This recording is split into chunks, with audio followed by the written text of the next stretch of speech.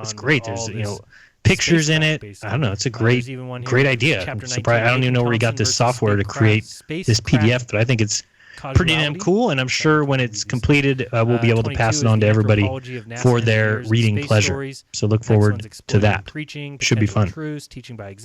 So yeah, get in line if you want to talk. 213-233-3998. We will be taking your calls. Should we take a call from the 905? Right now? PDF, but I think it's pretty damn cool, and I'm sure when it's completed, We'll take the call. We'll let him make sure he hears this before we pick it up. Okay. But it better be, he has to try to beat last week's call. So, yeah, get in and if line. he doesn't, you just got to hang up. All right? As soon as it's not as good as last week's call, hang up. Should we take a call? Okay, 905, you're on the air. I was right now. I was suffering from the coronavirus.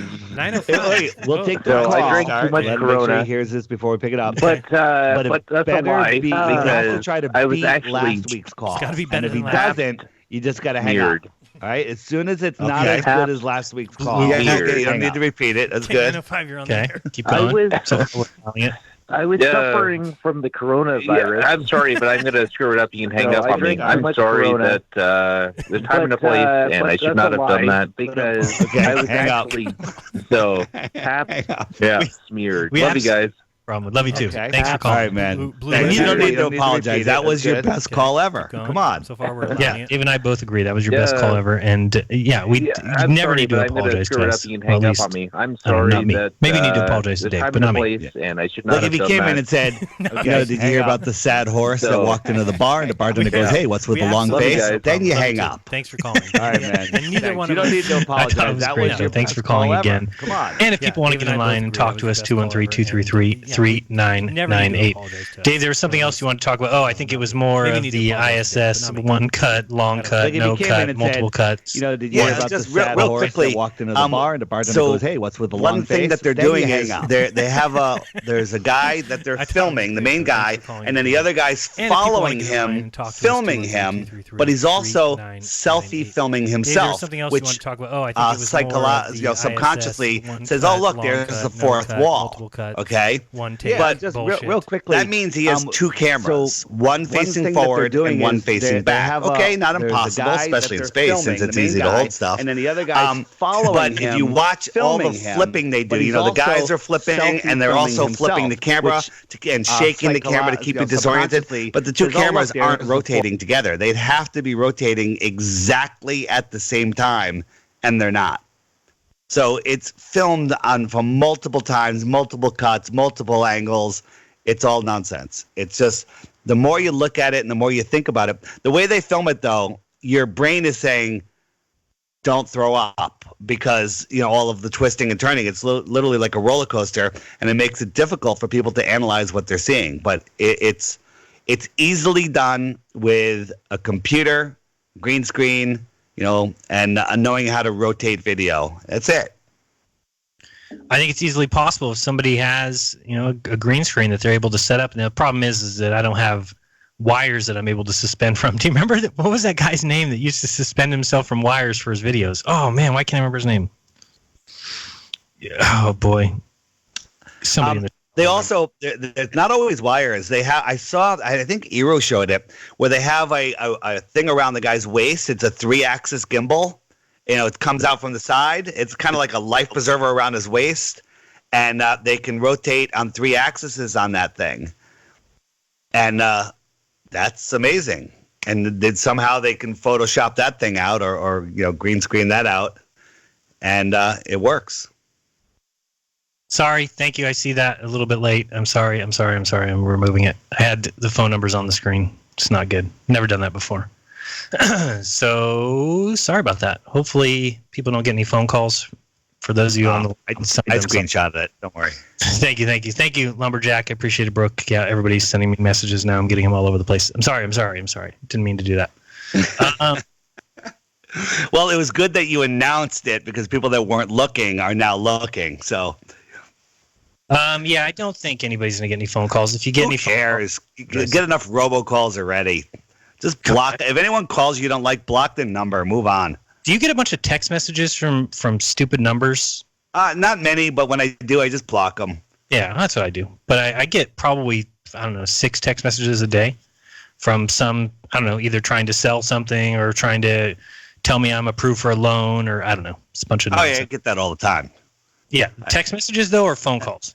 Not that many text messages, mostly phone calls. Oh, so stupid. My favorite thing, sometimes, you want to answer it like, hey, that might be somebody. That's interesting. So when it's a number you don't know and you kind of want to check it, curiosity or whatever, just answer it and don't make a sound.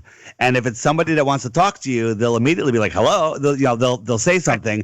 But if it's a sales call, they'll be paused. They'll either just hang up or they'll start their pitch, and it's ridiculous. Do you use that app anymore, RoboKiller? No, I didn't because it was blocking calls that I needed to get. Oh, okay.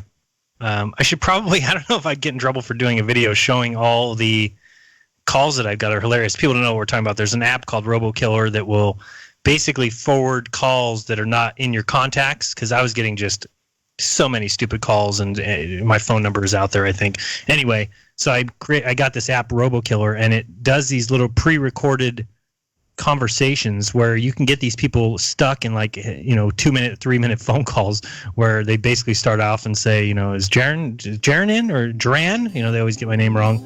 And then they get stuck in this fake conversation, and I've got all these recorded. It's funny. All right, good. We'll be right back. Don't go anywhere. We are going to go to YouTube. So find us on D-Line, TFR Line. We'll see you in a few minutes.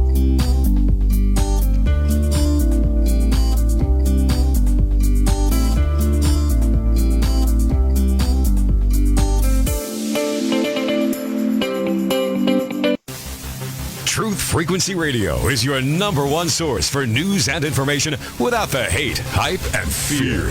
We're proud to feature cutting-edge programs like Beyond the Veil with Chris and Cherie Geo, X Squared with Brooks Agnew, Paranormal Portal with Brent Thomas, Jeranism Raw with Jeran and Missa, Fearless with Frank Castle, Strange World with Mark Sargent, The Eye of Ra with Ra Castaldo, The Infinite Fringe with Billy Ray, Ironworks with Josh Corey, The Kev Baker Show, and dozens more. Did you know you can listen from any telephone by dialing 641-793-7117 or call into your favorite show toll free at 833-TFR-LIVE. Uncensored talk and news you won't hear in the mainstream media. Truth Frequency Radio, your protection from deception.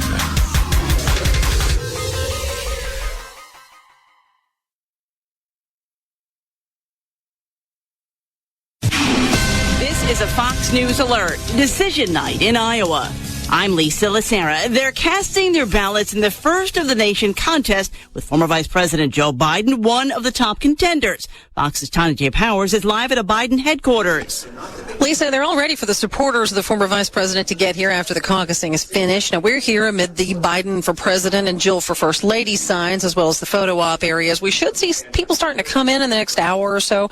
The stage where we expect Biden to speak later on is set up with American flags and big letters that say "Battle for the Soul of a Nation," which is something the candidate has used as a rallying cry. And the counting continues while we wait. Lisa. Tanya, on the Republican side, a little surprise, President Trump has won the Iowa caucuses. Former New York City Mayor Mike Bloomberg skipping tonight's caucuses. I am in this race with good people, all of them I've worked with before.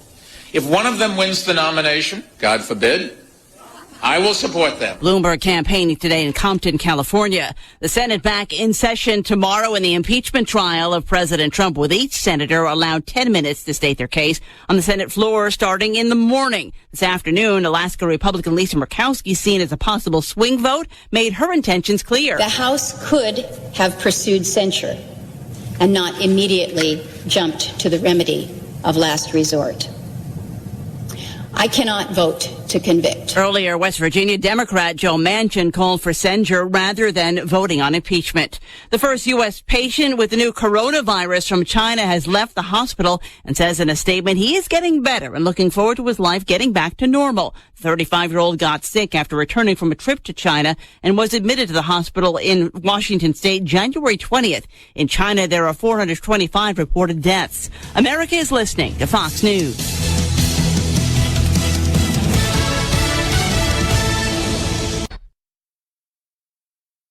This is Truth Frequency Radio. The wicked ones obviously under heavy Masonic influence.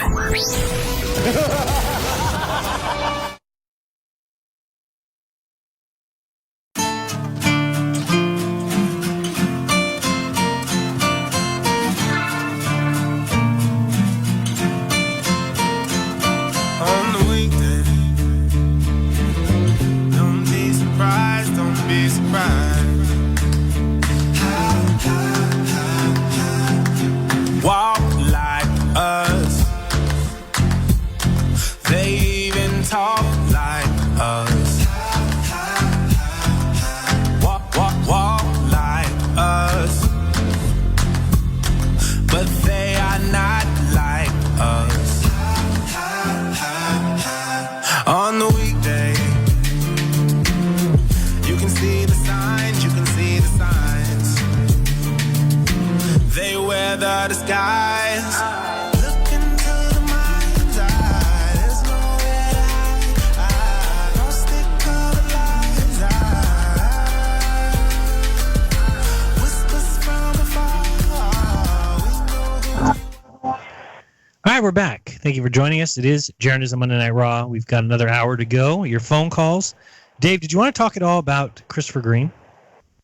Jeez. What's going on with this man? The guy has no he's got no morals. He's unbelievable. Every single thumbnail is a clickbait.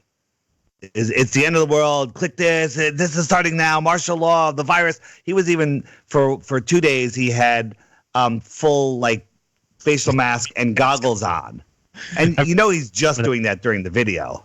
Should we? Oh, of course. And it's even funnier because he has all of his. He has the guy sitting next to him who's in the face mask, but the reflection shows that the cameraman is not. Really? I didn't see that. Yeah, it's so bad. It's bad. Like NASA. Look at that. I'll show people just because it is hilarious. Where are you showing on DLive? Yeah, or wherever. Oh, yeah, I guess so. Just DLive, or wherever anybody else. I don't know if anybody else is carrying the second part of the show, but here's him in a mask, and here's him going crazy. It's pretty funny. Finished watching the Netflix Pandemic, and it proves a point that universal flu vaccines is what the agenda actually is. Now, yeah, this is a pain in the ass. It fogged my freaking goggles up, and I don't necessarily like wearing it, but I'm not going to get sick. Oh wait, and you saw it in the mirror, the camera guy. Yeah, you can actually see it in his goggles too, and I don't remember that part. I'll find it, but I feel safe. See, this guy's got his mask on too. Safe, I think protection. Well, I mean, how what they're trying to do is quell panic, right? Who did not tell us that this was a global emergency? Which is why I said it was much more severe than people thought. I mean, you know how hot those are wearing that? You'd be sweating your ass off in no time. Listen to this part. 11 cities bigger than New York City because it's not a panic scenario. The proof is in the pudding. You might think I look ridiculous, but you're not going to be laughing a couple days from now. This has just begun. John behind the camera was telling me this earlier. This was just his thoughts. This has just gotten started. So especially if you're in Asia and China, people want to know why I'm wearing a mask. Because there's thousands of people infected. Down at ASU. Thousands of people coughing up black lungs right now. I'm not making this stuff up. There's the cameraman. You might think I look ridiculous. Yeah, you can just see it right there. If you go back just a click. Let me see if I can find it right before he sits down. You can see. There you go. Here's this guy right here. No mask on. No mask and no goggles. It's just he's got to be deleting his videos. I don't even go back and look because every single video is so dead wrong. There was supposed to be a 6,000 drop in the Dow today, and the Dow was up. Everything he says, and then he wants you to sign up for his Bitcoin Rich School. Right. I mean, how? We're all he's like, look at my fancy car, look at my fancy clothes, look at this, and it's unreal. It's unreal, and the only reason I'm subscribed to him is because I can't stop watching the nonsense. I'm like, what's this idiot what's this tool gonna do next? Look at this. This is in the last week. We could just look at the last week. World Health Emergency Alert. Let me make sure I'm showing this. Look at the shot of the airplane. Go up to it's just on the top. The 747, the pilot is wearing a hazmat suit and with his aviator goggles on. Let me do this real quick. His aviator glasses. Can you see my screen now? Yeah. Okay, that's probably easier. Show me what you're talking about. Where at? It was scroll to the top. Okay, I'm all the way at the top here. Okay, I'm looking at your screen now. It is go right there. Stop right there. Yeah, you're on it. That's the video. You can click on it. The whole video is just that shot. Hey guys, Chris. Yeah. Look at that. with the aviator goggles, and that's supposed to be real, and they're like, this is real because all of the masks are sold out of Walmart and Amazon. Well, that means that people are falling for it. It doesn't mean anything. Right. It's just every time it's an emergency message. Everything has been wrong. Everything he says is wrong. I don't know why anybody would sign up for his crap. Just go to his videos and look at the comments. Every comment. Go to today's video and read the comments. It's hysterical. So he did a bunch today. This one here. Megon orders. Drop out of college. Yeah, that one. The third one. Drop out of college. No. Get out. That's Chad. Oh. He's worse than Christopher. That one right there. Christopher Green Anti. All right, pause that and just go down and check out the comments. Oh, you turned him off. Oh, look at that. Wait, maybe it wasn't that one. Go to the next one, the second one. This one here? FEMA can't use this video today. It's so funny. He's like, FEMA can't set up in California. I'm like, really? They set up these 3 tents. Scroll down. It's not a FEMA camp. I thought the markets were going to crash today. On to the next conspiracy theory, I guess. Where's your upside-down mask? Also, where is the U.S. stock market crash? Where is your mask and goggles? He's a super spreader. What happened to your mask and goggles? The gospel of Bitcoin, huh? We have already had FEMA camps for years. I thought this is what closed Walmarts are for. I don't know. It's just... so at least he's not deleting his messages, but what is his purpose other than... He's a big Christian, right? Yeah, he is. Yeah, I mean, I've looked at, because I have a thing that tells me some of their, I don't know where it is right now, it's not showing up, but usually it shows me like what their tags are, and all his tags are always end times prophecy, Bible prophecy, Bible predictions coming true, and then the next thing is Bitcoin. Why is this thing all... Yeah, Bitcoin Rich. Yeah, that's his website, or is he promoting... his school. He does a Bitcoin school. Oh, here's his mask here. By the way, tonight is the last night that you can sign up for his Bitcoin school. He's been saying that for a year. That's it. I'm only taking 10 more people, until midnight tonight. That's the last time. And then the next day, same thing, every day. I'm just, I can't stand the fear porn. I don't think you need to scare people constantly. I don't think he's scaring anybody. I think he's just making a fool of himself. And it's sad because he came out with a really good Flat Earth video. Right. He had an awakening, and then he ignored it. Some of the stuff he says is good, but I mean, you can't. I mean, imagine if I put on my channel. Go back and look at how many videos do I have at this point? 450. I've never said emergency update. I wrote in it when he said the market was going to go down on Sunday. He said that Monday is going to be 6,000 point. I commented it and said I'm going to go long on the market. Thanks, and I should have. You'd be rich. Yeah. Oh.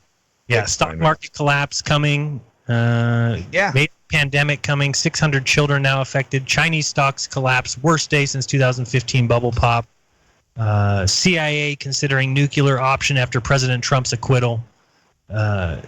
It's just freak enough. Watch what they want, enjoy what you want, but this stuff will send you into a tailspin, and you will be very fearful. And when you're fearful, then what do you look for? You look for the answer to your fear. And if daddy government's standing there telling you... Maybe he's just doing it for views and clicks because he's probably still monetized. Yeah, well, I mean, look at this video here. Watch this. It could save your life. 202,000 views. Yeah, I think he's just doing it for ad revenue.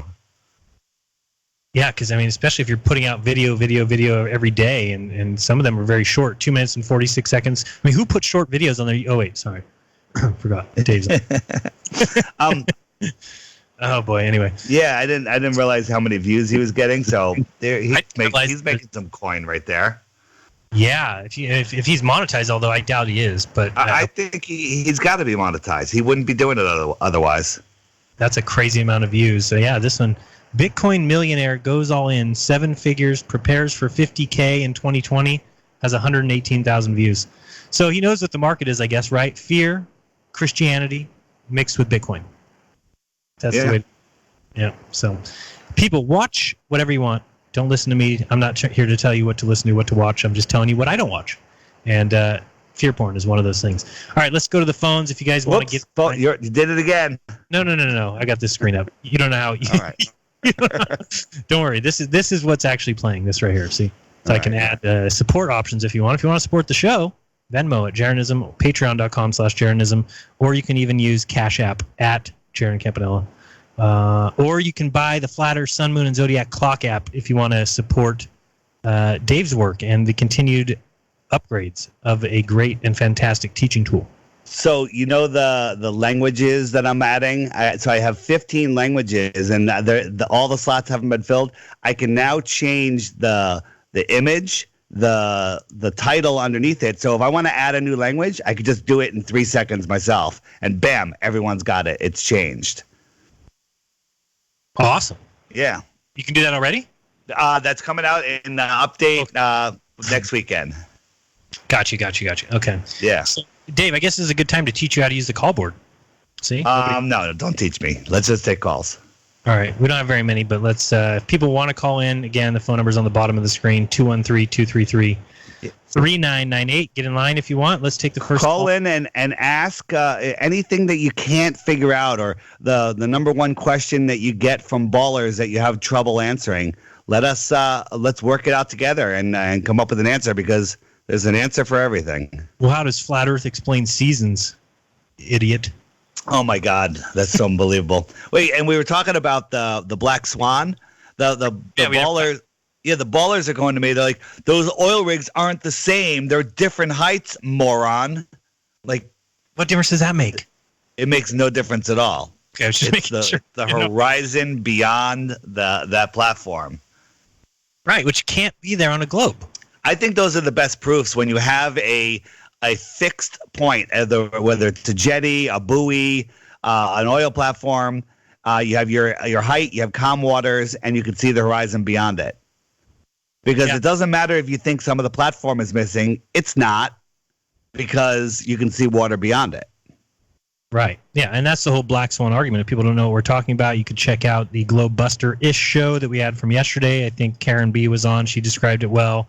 Karen B. and Mark Sargent described it last Tuesday on his show, so check that out if you want to hear about it. Or check, of course, Nathan Oakley's Flat Earth Debates. They've been talking about it over and over again at each show because it's so important. You know, it's just another one. But we talked to Ben yesterday, and he debuted a video on my channel talking about it, and that was at the end of the Globe Buster-ish show. But he says we shouldn't be calling it the Black Swan because it's your everyday swan, meaning it's not something ridiculous or out of the norm. It is what we see every day, and that is the horizon far beyond where the globe Earth mathematics would place it. So, all right, let's check out some phone calls, see what people have on their minds. 616, you're on with Jeran Monday Night Raw. Who's this? It's not a good way to start the phone calls. Fantastic. Just showing you here, right, Dave, right here where this little speaker is, if they're talking, this little thing will turn red like mine here. But there's nothing there, so we'll just put them back on mute. We'll go to the next call, the 864. You're on with Jeran Monday Night Raw. Who's this? Hey, Jeran and Dave. What's up, man? What's going on? How are you? Hey, that's Clayton over here in Greenville, South Carolina, man. I just had some thoughts. You guys were talking about space-time and the bending of space-time earlier, and stupid. I mean, it's like, what better way to confuse the masses? Grab two things that nobody knows what is, which is space and time, and you conflate the two, and then say you bend it, and then, I mean, that's just a recipe for confusion. I mean, it's just ridiculous. It's stupid. None of it makes any sense. It makes no sense, and no true human being with a rational thinking mind can understand these things. And I don't understand where people come from and they act like, oh, well, the bending of space-time, this and that, and this science proves that. It's like ridiculous. It's so stupid. And people just stand back in awe. I was watching a video today where they were talking about some alien megastructure. It was Michio Kaku talking about it, of all people. That guy, you can get him to say anything. I mean, he will say anything. And now he's like, we're looking at this star some 1,700 light years away, and it's doing weird things, and it tells us that there's an alien megastructure that's as big as Jupiter that is blocking the sun or that star every once in a while.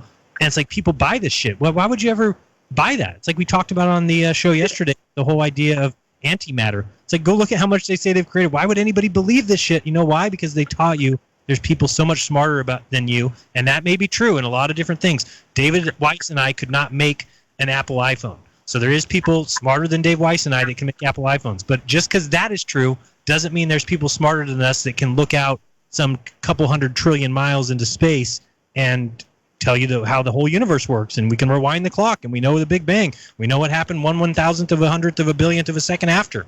It's nonsense, but people buy it. What are you going to do? Yeah, I mean, and not to mention, I mean, they've already admitted to the fact that they were a 1 to the whatever exponential power off on everything. And like, why would we accept this fact when they've already said they're wrong on everything else? Right. No, it's so true. They're just wrong all over the place, and yet they can never get anything right. And the great thing about science is that if it's not true today, then we'll discover what's true tomorrow, and it will always be changing.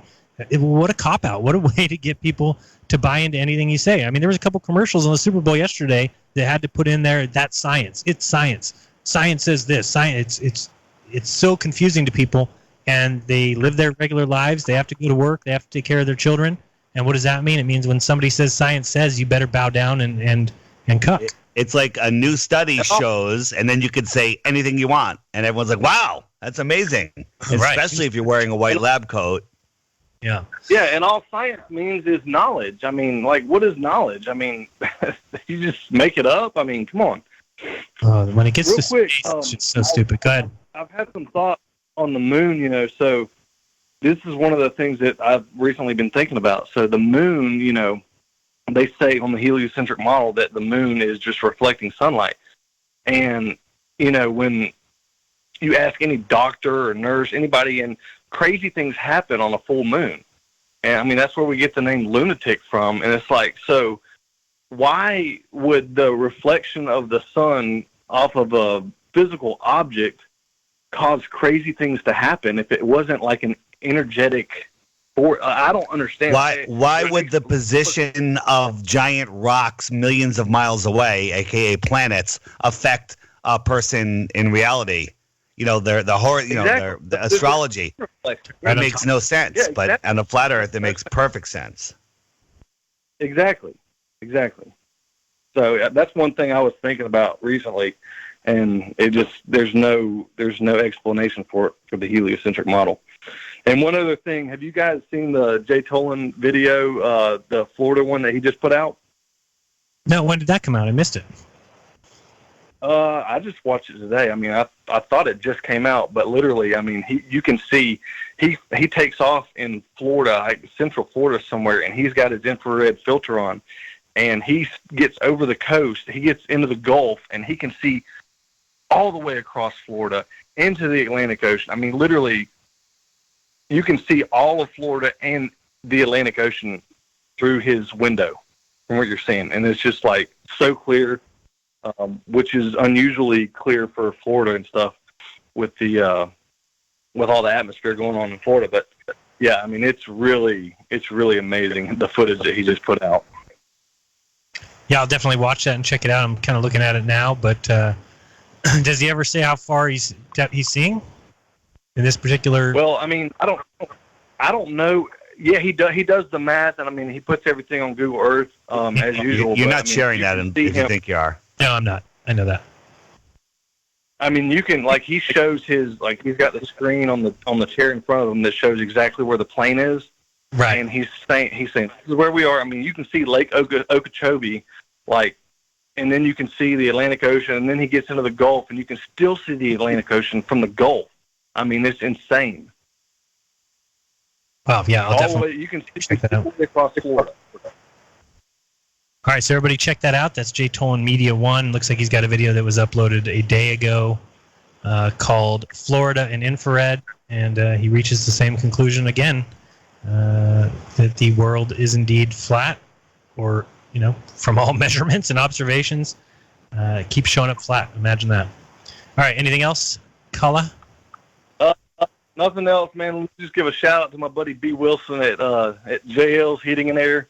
We're kind of going back and forth on the flat Earth stuff, and he sees all the evidence, but he can't tell you the Earth is flat, man. He there's a barrier there. I'm like, dude, the Earth is flat, and he's stuck. He's like, he's definitely a globe skeptic, but I'm like, dude. Well, that's all it takes. Man. Once you've planted that seed, you just have to give it a little sun, a little time. Does he have the app? Yeah, he downloaded the app when we first got into it, and he loved it. I'll keep watching the videos. Yeah, man. Love what you guys do, man. Thanks so much. All right, let's try one more time to the 616. See if they're there. 616, you're on the air. Calling once. He's a globe skeptic and loves the app. He's already there. Yeah, he's there. All right, let's go to the 418. You're on with Jeran Monday Night Raw. Who's this? 418. Yes. Good evening, guys. What's up? How are you? Doing good. Since you opened up on talking about this coronavirus biowarfare mind control operation, I thought Nikola Tesla would be welcome on the show tonight. Definitely. So, since you like questions, what is Nikola Tesla's solution to vaporize the coronavirus biowarfare mind control operation? Well, I don't know. Do you have the answer? I'm asking you, but if you don't, the answer is the corona discharge. It's a patent that Tesla filed in 1900, and you can create ozone out of pure oxygen that you have to flow through a glass tube, and you put the electrodes on each side of the tube. Then when you apply an electrical current, it creates a discharge, and it will break up the O2 molecular connection, and you get O3, which is ozone, and you can inject that gas either directly in the vein or in the blood, and you pump the blood back in the body after you've injected ozone in it, or you can do rectal insufflation, which is safer, and you don't need a nurse. Or huh? With that, or you could just spray yourself with Lysol, kills coronavirus. Indeed. So you can check out Dr. Robert Rowan, who went to Sierra Leone in 2015 with some ozone generators to treat Ebola patients and doctors, and on the invitation of the president of Sierra Leone, and the Ministry of Health blocked this project over there. So many people died, but that's part of their plan. So let's break the code and talk about Tesla's ozone patent. And we need ozone generator in every hospital, and nobody will die. And that's going to be the end of the vaccine scam. All right, I'll look into that. Appreciate the call. So thanks for that call. I need to give you a reference website I found out a few days ago, TeslaUniverse.com. You'll find lots of information on his genius. All right, thank you for the call. Good information, but I don't believe any of this is real, and we don't need that. And we certainly don't need the vaccine. I think it's all nonsense. I agree. Yeah. All right, let's try this blocked call just for a second to see who's there. You're on with Journalism Monday Night Raw. Yeah, can you hear me? Yep. Right. So I just wanted to address this black swan observation. Okay. So there wasn't. Can you get a little closer to the phone so we can hear this? Yeah, you're a little quiet. Get a little closer to the phone if you can. Oh, my bad. Can you hear me now? It's a little better. Is that better? Right. So, yeah, the issue that did come up is when the black swan observation was labeled a white swan, it kind of takes away the significance of this observation, because it's rare, and the meaning of black swan is that it's something that you don't see every day. It's like a rare occasion. It's not in every single observation that we're able to observe the horizon being further away than I bet you it is. It is. I bet you it is. It totally Taboo has a couple videos himself where he has a point and water beyond the point, and he knows how far the point is. This one was just a little bit farther. And now that people know to look for this type of observation, we're going to get them all the time. I got a spot right here. I'm waiting for the summer. I'm going to get a whole bunch just like this. I have points of land where I'm going to be able to see the water in between them, and it's going to be the same thing. Yeah, we will see it every time. The reason that this is different is just because we know we know the distances of those platforms. So actually, when you see videos of boats out there and there's a horizon beyond them, a lot of times I bet you that that's the same proof. The difference is you can't really claim, oh, I know the distance to that boat.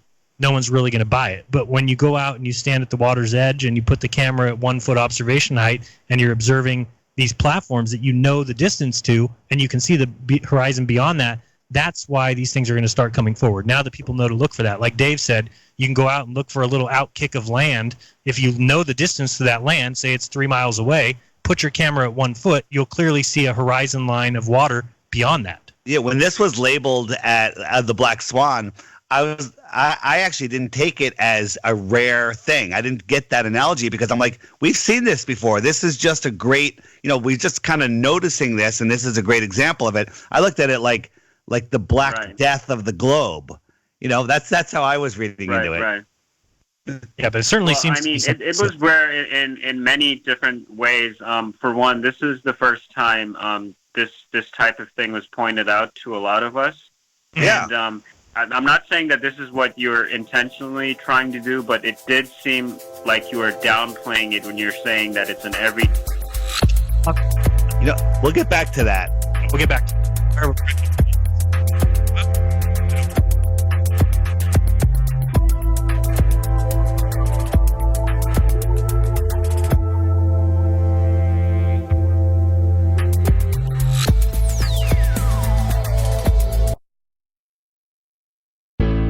The reviews for Extendivite are amazing. Here are some from Amazon. September 2018. Extendivite works in keeping my blood pressure in the normal range. I've been using Extendivite for many years now. May 2018. Great product. I use regularly and I rarely get sick. March 2018. This product has relieved what appeared to be angina pain in my chest and shortness of breath after climbing stairs. I'm quite happy about it. February 2018. My husband, son, and I have been using this product for a few months now, and we have noticed an improvement in our joints and blood pressure. Tell us your story. Get Extendivite today. To order, call 1-877-928-8822. That's 1-877-928-8822 or visit heartdrop.com. Extend your life with Extendivite. Balance of Nature's fruits and veggies in a capsule. It's a great product. And the one thing I like about it the most is that when you open the bottles, you can smell like the scent of the fruits and veggies. It's no genius thing to it. It's really just fruits and veggies, which everyone needs. And you guys kind of put it in a way where you can take it easy and you can get it, and it's natural, and that's what I like about it.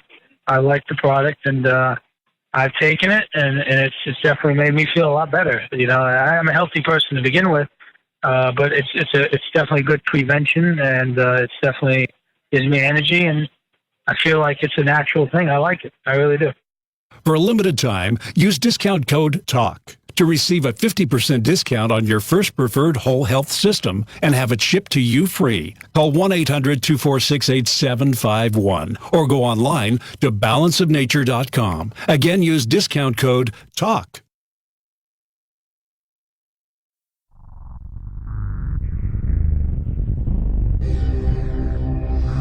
We exist in the security and comfort of our worlds.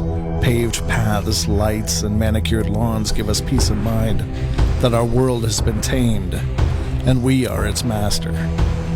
But other worlds exist on the edge of our sight. On the edge of our awareness, the shadows move. The woods fill with the unblinking eyes of the nightmares our ancestors warned us about. Some of us have stumbled into these forgotten realms, whether on purpose or completely by surprise.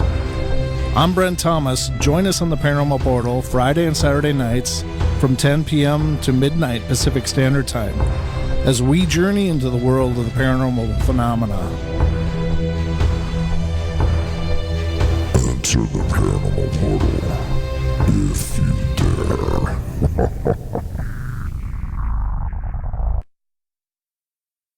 We are TFR. My faith in destiny is all I need to prevail. Truth Frequency Radio.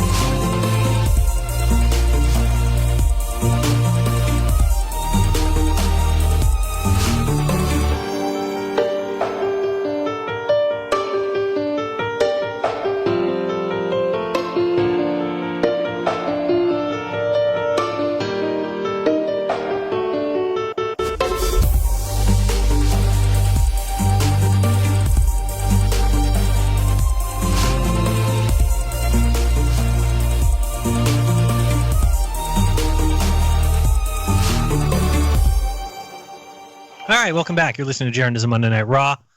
Real quick before we get back to that call, and we will get back to it, but I just wanted to read what exactly black swan means. That might help people see why. I don't know. You can go back and forth and call whatever you want, but it says, what is a black swan? A black swan is an unpredictable event that is beyond what is normally expected of a situation and has potentially severe consequences.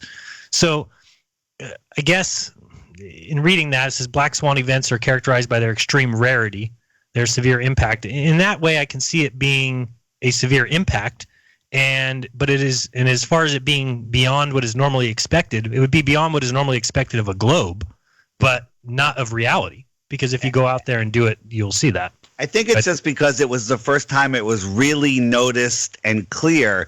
But now that we see it, we know what we're looking for. And I like the fact that we're like, you know what? It's not a black swan. It's everywhere all the time. You just have to open your eyes. Just like I said earlier, when this reality is revealed to everybody as most as it can, we're going to be like, oh, it was right there in front of us all the time. We saw that 1,000 times. I've been out on the water where dark was behind me and light was in front of me, and I didn't put it together. Put it together. Go ahead, caller, you're on. Yeah. Now that you explained it in that context, it makes a little bit more sense. That it is something that we do see in pretty much all observations, but it was just being pointed out for the first time. But True. I'm not saying that this is what you guys are trying to do. This is not what your intention was. But it did seem as though when you said that it's common and it's something that we see every day, it seemed like you're sort of downplaying the significance. And absolutely not. That was Taboo, by the way, that said it, not us.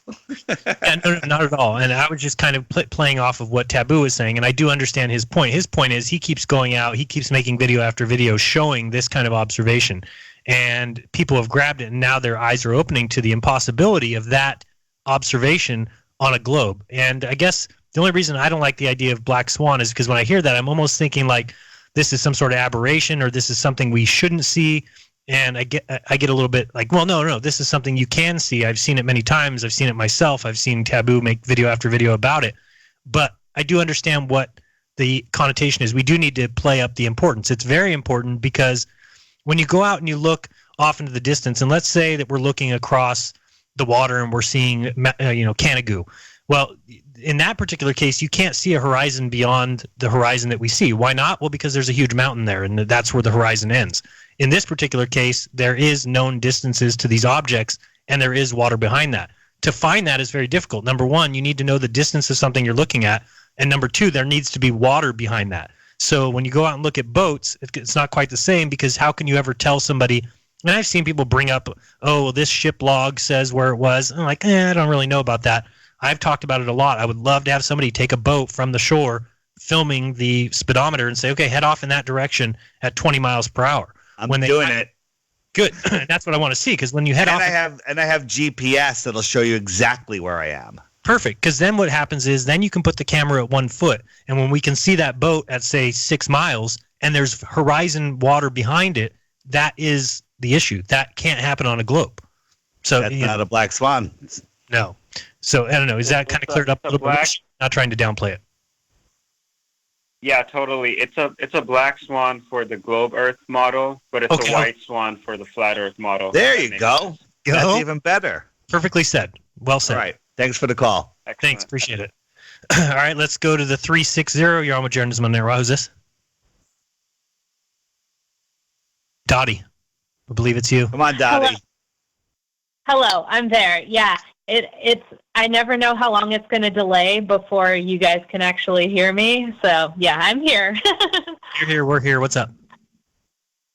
I was thinking about this bending of space-time, and so a couple years ago, I got free tickets to a planetarium, and so there was a very highly indoctrinated young man putting on this presentation, and he was talking about the gravity of like Saturn and how the rings are, these little like pebbles or like rocks of different sizes. Yeah. And so he was saying that that Saturn is just like flying around and its gravity is pulling these rocks in, and sometimes they hit the planet, but sometimes they get stuck in orbit. And so I asked him, I was like, well, how does the planet or the gravity decide which ones are going to hit the planet and which ones are going to orbit the planet? And he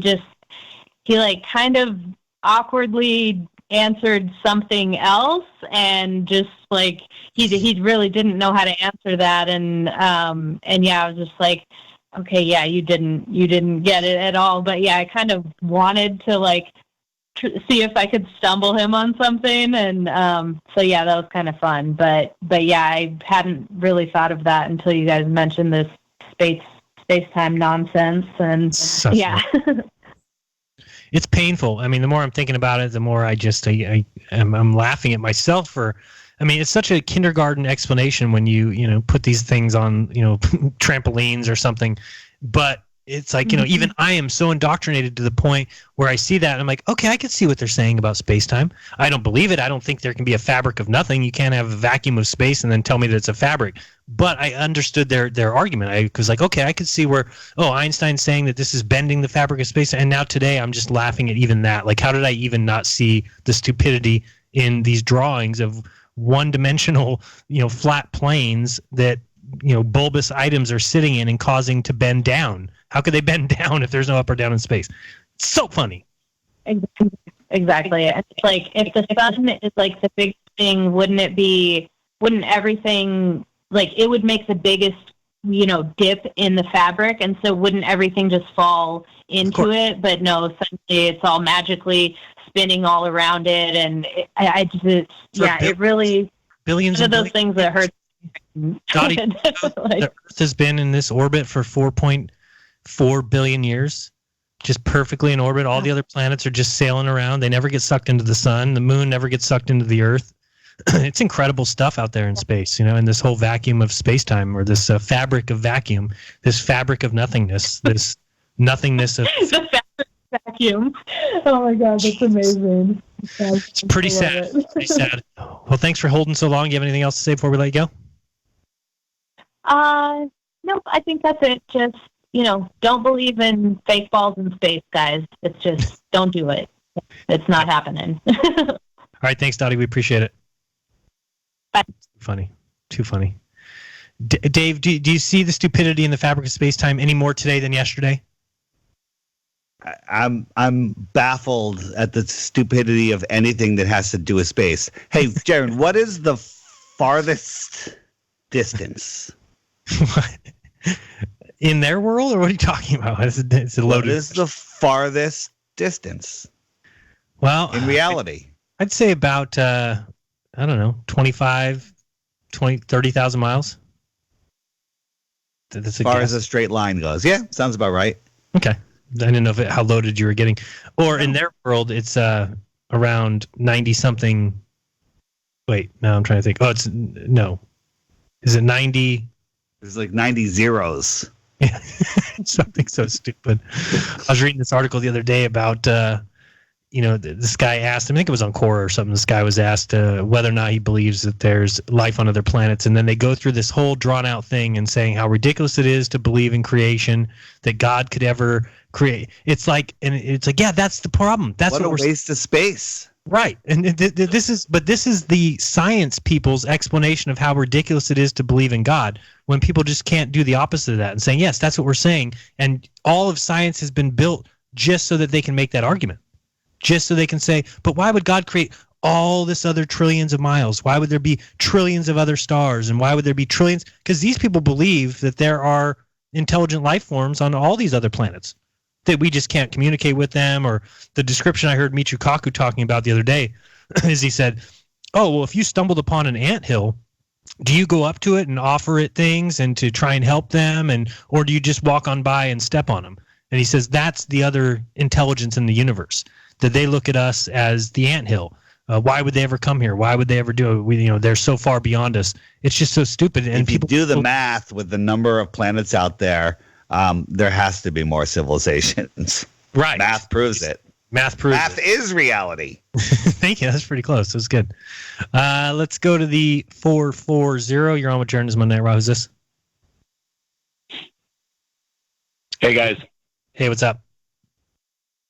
Dave, I'm looking at the flat Earth clock, and it looks like at the North Pole, it looks dark.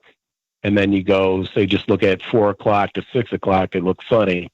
It seems like the sunlight travels much further. You would think the North Pole would be getting sunlight. Well, the sun is outside of the equator right now. As it comes in, that shadow will move closer to the very center, and that way places like Alaska and Norway will stay in the light the whole time.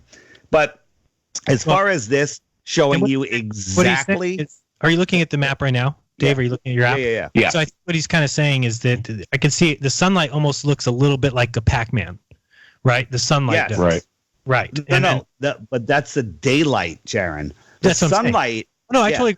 I'm just trying to point out to the guy that you have to picture there's an atmospheric dome. There's some sort of atmospheric encasing, and some people believe it's a glass dome. Some people think it's an actual firmament. That's great. I'm not quite 100% there yet, but if there is one, you have to realize that light would wrap around like that, right? Because so you're saying reflection off of the firmament?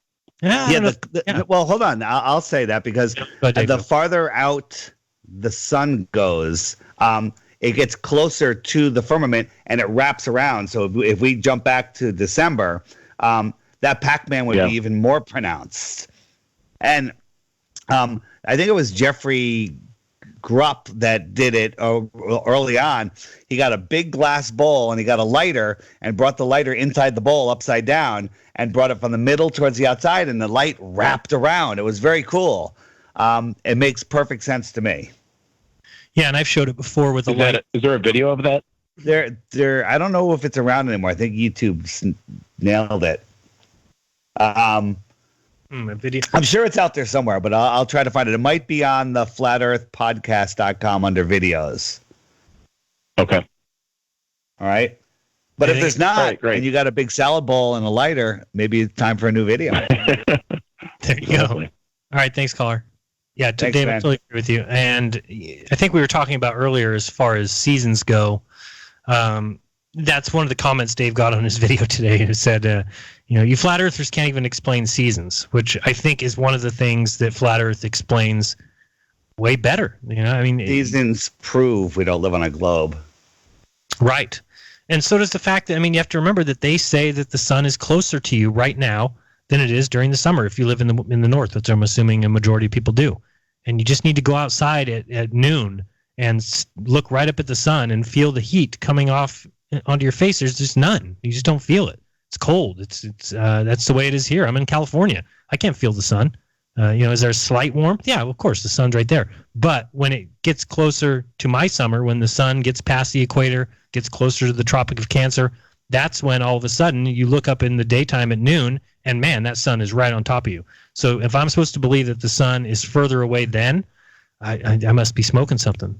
During our winter, it's closer, and at sunrise, even at the height, at any time, it's cold during the day. It would be during our summer when the sun is farther away and it's at the most severe angle, which is right when you see it on the horizon. Mm-hmm. It should be freezing, but it's not. You can feel the heat, and that's just because it's close. Right. And again, the other thing that's crazy is people talk about with the eclipse that when whatever happens to the sun happens, if you want to call it the moon or something else that blocks out the sun, there's an immediate 10 or 15 degree drop of temperature. It's immediate. It's not right. It's right when it starts to get covered. All of a sudden, when we see the sun set, why doesn't the same thing happen? Why don't we, if it's going behind the curvature of the earth, if it's going behind the horizon, if it's dropping below it, as soon as the sun sets, we should have an immediate 10 to 15 degree drop in temperature. We don't have that. Why? Because it's much different. The sun is just going away, and that kind of time, it takes time. It goes away. Temperature drops. But when it's right on top of you and something gets in the way of it, to have an immediate drop of temperature just tells you the difference between that and the sunset. All right, let's go to, I think we already picked that one up. 307, you're on with Jeran Monday. Who's this? 307. 307. Hello? There you go. You're on. Hey, You're on. Let's go. It said line unmute it, like as you were talking, so yeah.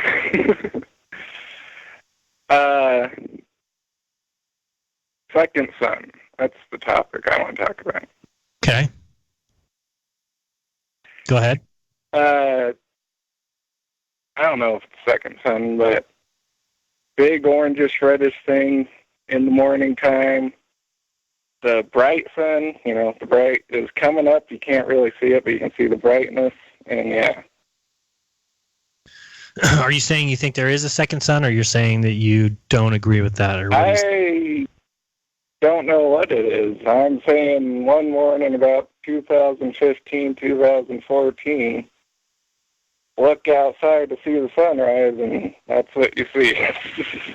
Yeah, I think, I was watching a couple Woketown videos today, and I can't remember which one it was in particular. Do I have that up? Maybe I do have. No, I don't think I have it up. Oh, yeah. Was it this one? Let me go back and see which one I was watching real quick, because I think he described it quite well. What he thinks is eclipses are a slam dunk. Oops. Yeah, it's what about eclipses? But if you watch that video, he describes it great, and then he also shows that there is it's about 2 minutes and 49 seconds into the video, that a lot of times we see what might be the source light.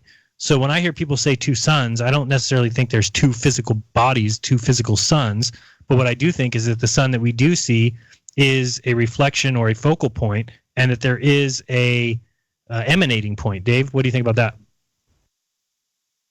Thanks, Dave. Appreciate that. All right. I talk on mute. Come on. I can hear it. It's all good. It's all about me. It's all that matters. Yeah. The real sun that's focusing its light into our reality, you can never see it because it's behind the sun.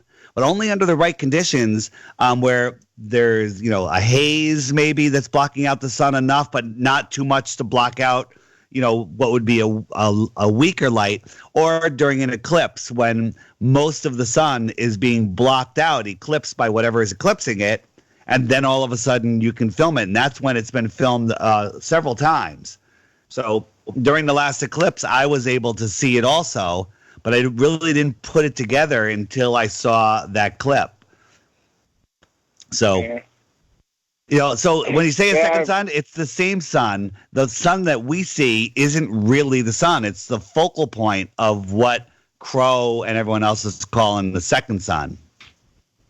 Yeah, I've heard that one from Crow. And if anybody wants to fool around, get a dome, a glass dome, a half sphere glass dome, and get a pen light and play with it. Hold the light above it, and you'll see that sun inside. And then imagine yourself on the bottom of that, looking up and seeing the sun inside, and then possibly seeing the source light behind it. There you can claim that there's two suns, but there's really one sun and a reflection. Yep. Does that make sense? Anybody get that? Appreciate it. I got it. That's all that counts, Dave. As long as you've convinced me, you've convinced the... Yeah. I did want to mention before we get too far into this, and I can't mention it, but coming up this week, we do have Ranty Flat Earth on my channel. It'll be a Thursday at noon, so same time as we do the Friday Lounge, same time as we do Globebusters. Check out my channel on Thursday for Ranty. He's going to give a presentation. I'm sure we're going to talk Black Swan and some other things, so look forward to that. That's on Thursday. Then, of course, Friday, we'll do the Friday Lounge as we always do at noon. Sure, Ira will be there. Rodrigo will be there. Maybe Karen B. I think UAP will be joining us this week as well. Always love me some underappreciated physicist. Is that what it is? Hopefully I got his name right. UAP. That's just an easier way to look at it. And then we have Globebusters coming back on Sunday after a 1-week hiatus due to Bob working. But it was all right. We went through with the show anyway. Had a super short Super Bowl, Super Sunday, super short show. It was great. Dave, did you enjoy it? It was great.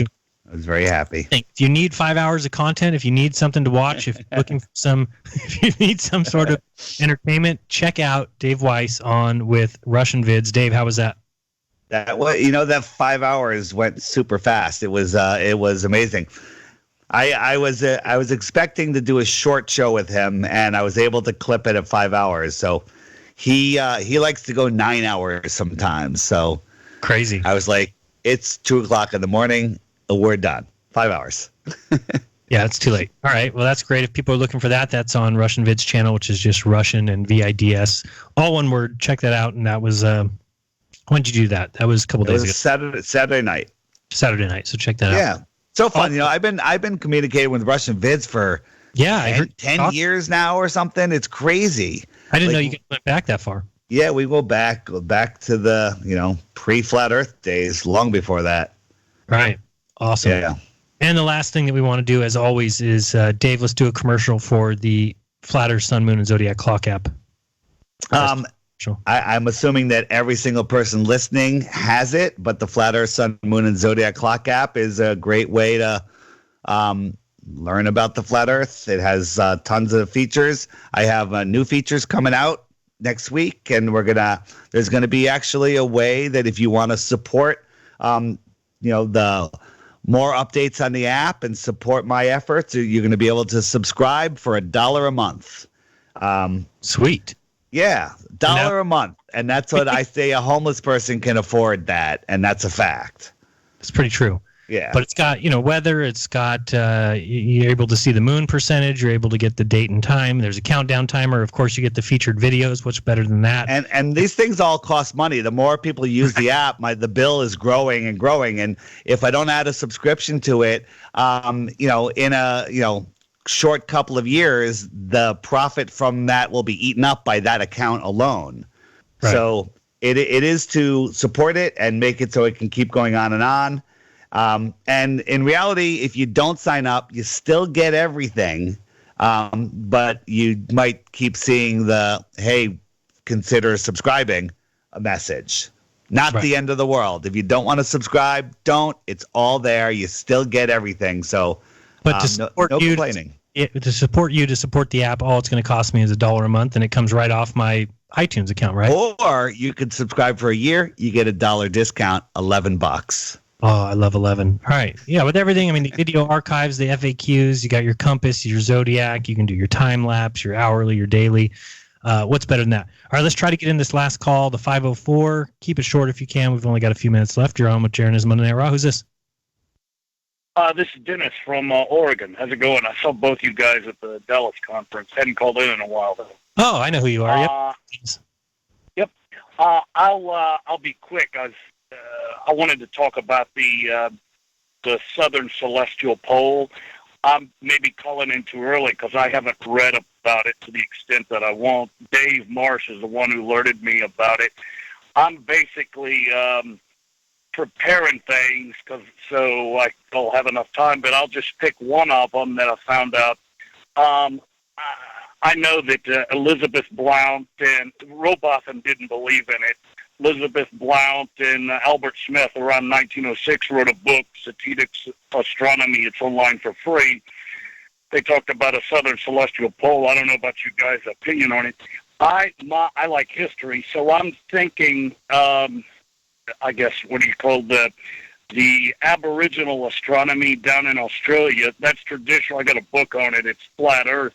But to find out about their navigation and stuff, because they've been around for thousands of years, the Polynesians this would apply to also.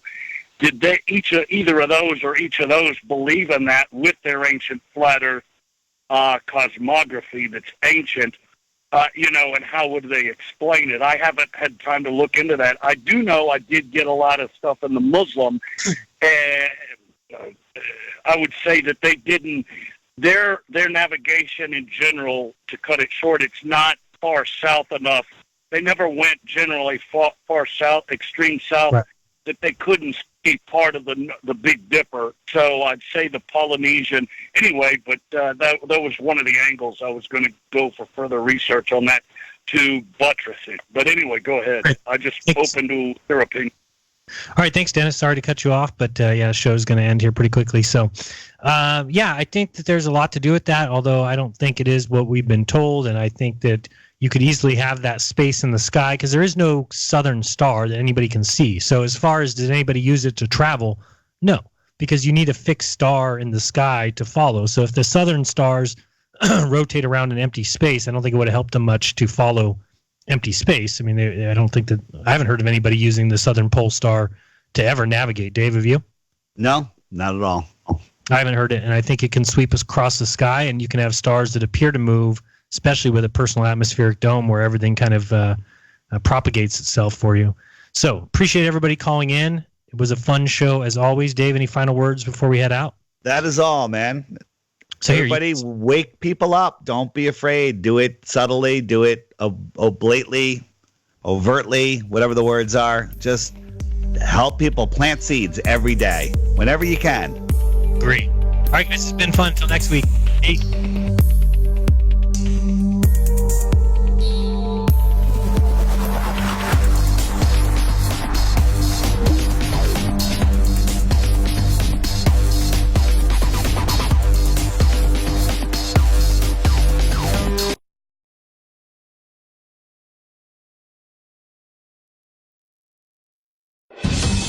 Truth Frequency Radio is your number one source for news and information without the hate, hype, and fear.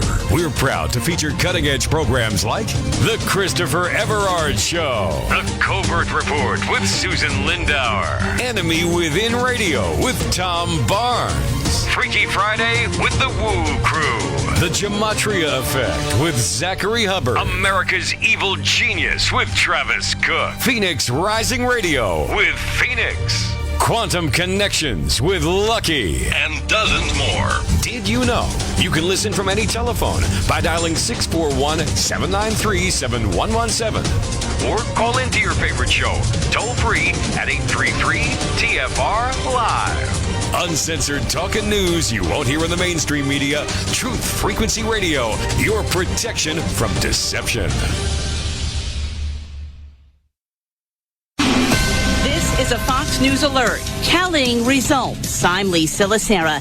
It's 9 o'clock in Iowa, which means the caucuses have been underway for 2 hours. And yet we know precious little about the race, how the race will shake out. That's because the Iowa Democratic Party, which is running the caucuses, has not yet released any results. Pre-caucus polling and a small sample of actual vote returns suggest a jump ball of a race with fully 5 candidates vying for a share of the state's presidential delegates. Those 5 are Joe Biden, Pete Buttigieg, Amy Klobuchar, Bernie Sanders, and Elizabeth Warren, according to our Fox News voter analysis. Fox's Jessica Rosenthal is live in Des Moines. Lisa, some precincts did not have enough presidential preference cards and had to delay things while they waited for more. I was at a caucus in downtown Des Moines where the energy was high. Most media stood on an observation deck looking at the caucus goers below, and joining us were candidate supporters from out of state, like Josh Mandel from South Bend, Indiana, who says he loves what former Mayor Pete Buttigieg has done for his town. So when Pete, announced his presidential campaign, I was on board since day zero. While the polls have been close, many voters I talked to ahead of tonight said they felt Sanders had the momentum, Lisa. Jessica, former New York City Mayor Mike Bloomberg skipping the Iowa caucuses today, telling supporters in Compton, California, he can handle attacks from President Trump. Donald Trump's insults do not bother me. I'm a New Yorker. I've never backed down from a bully or run away from a fight from another New Yorker. And I've been pretty blessed. There is nothing Trump can do or say that can hurt me. And he says he is in the race with good people and will support whoever gets the nomination. Both sides concluded their closing arguments this afternoon in the impeachment trial of President Trump, with each senator now entitled to take to the floor for 10 minutes each. Before the trial Wednesday, Alaska Republican Lisa Murkowski said that she will not vote for impeachment. America's listening to Fox News. If you don't know your numbers, you... This is Truth Frequency Radio. The wicked ones obviously under heavy Masonic influence.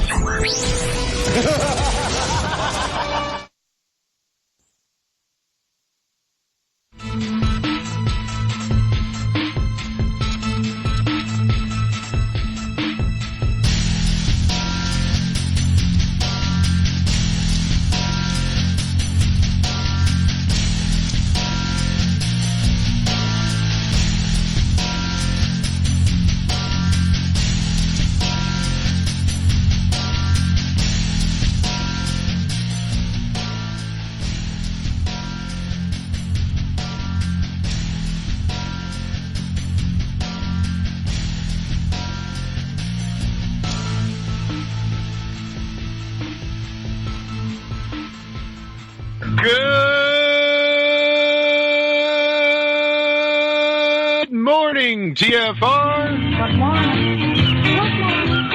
Mississippi, if it wasn't Mississippi. Good morning. It's great to stay up late. Good morning. Good morning to you. Good morning. Good morning. It's great to stay up late. Good morning. Good morning to you.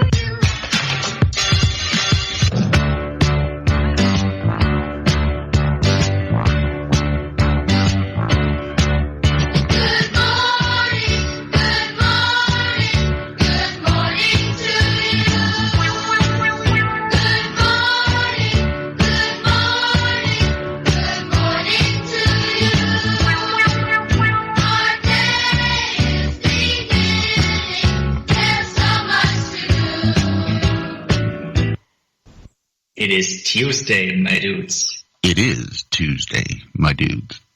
And welcome to the Ironworks right here on Truth Frequency Radio. My name is Josh Corey. I am joined this morning by, well, half of my co-hosts here. My very good friend and co-host this morning is Walter Johnson, or you can find him over on Twitter at Facebones777, or on YouTube even at Flat Earth Head. So, Walter, what you got going on today? Good morning, Josh. Good morning, TFR. Hope you all are having a great morning. I've had an interesting morning so far. Apparently, I hit my snooze button in an incorrect manner, and I've been awake about 6 minutes. So it's been an interesting run to the radio. But I made it, and we're here. How are you, my good friend? I'm actually starting to feel better. I think I'm on the backside of this chest cold, whatever the hell it was that knocked me out last week. So, I slept pretty much all weekend long and feeling much better today. Let's see, other than that, everything's pretty copacetic. Just running the daily routine.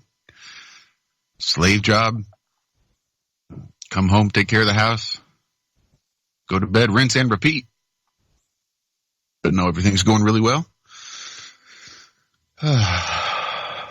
Just trying to keep my head above water at this point. There's just all sorts of stuff. All sorts of stuff. I don't know. I feel like I just woke up too. Maybe I'm lacking in my caffeine. Maybe my blood alcohol caffeine. Caffeine level is low. There we go. I knew what you meant. Jesus. Oh, man. Well, for sure. And certainly thank you all in chat. I see all the birthday wishes, and I appreciate them. Yes, it is the day. My mom did it today. She did it. Got me here. So thank you all. I appreciate it.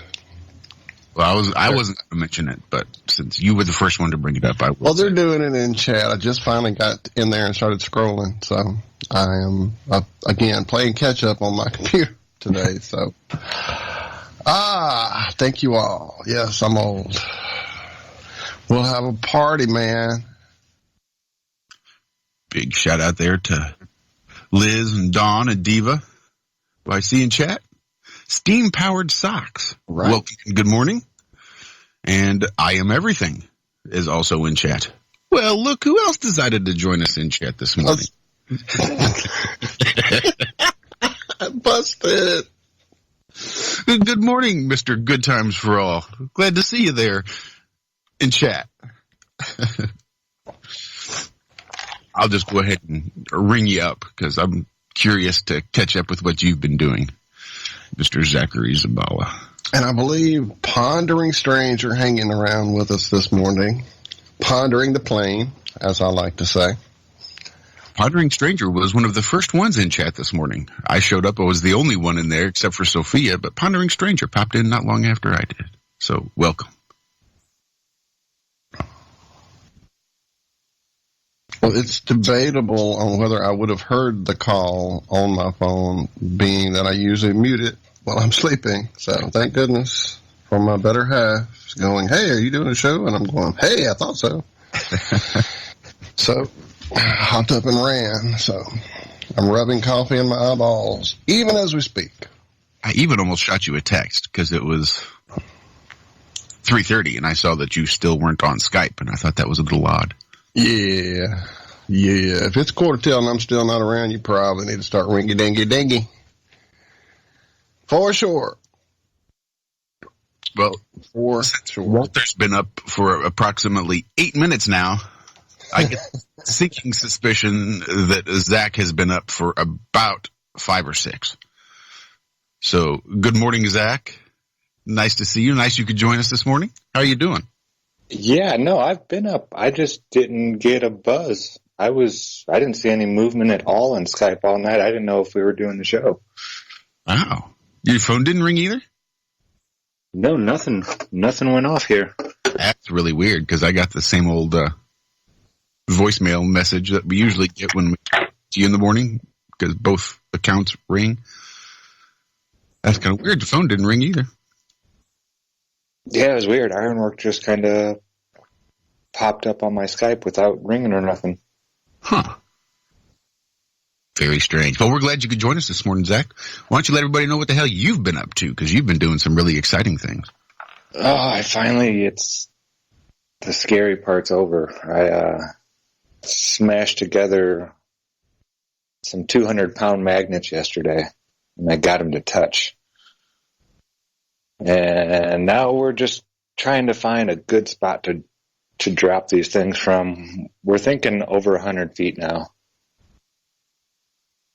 But I got to find a building or something, or I don't know. We're looking. But yeah, this is going to happen, and it feels so funky.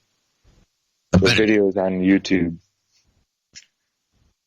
I did it live. Yeah, it was scary. I was pretty terrified. I bet. How hard was it getting those together? One of them was a lot harder than the other. I'm thinking maybe the threads, something might have happened to them, or the wing nut. Not 100% sure, but it wasn't easy. The one I got together wasn't too bad. I had to put a lot of force.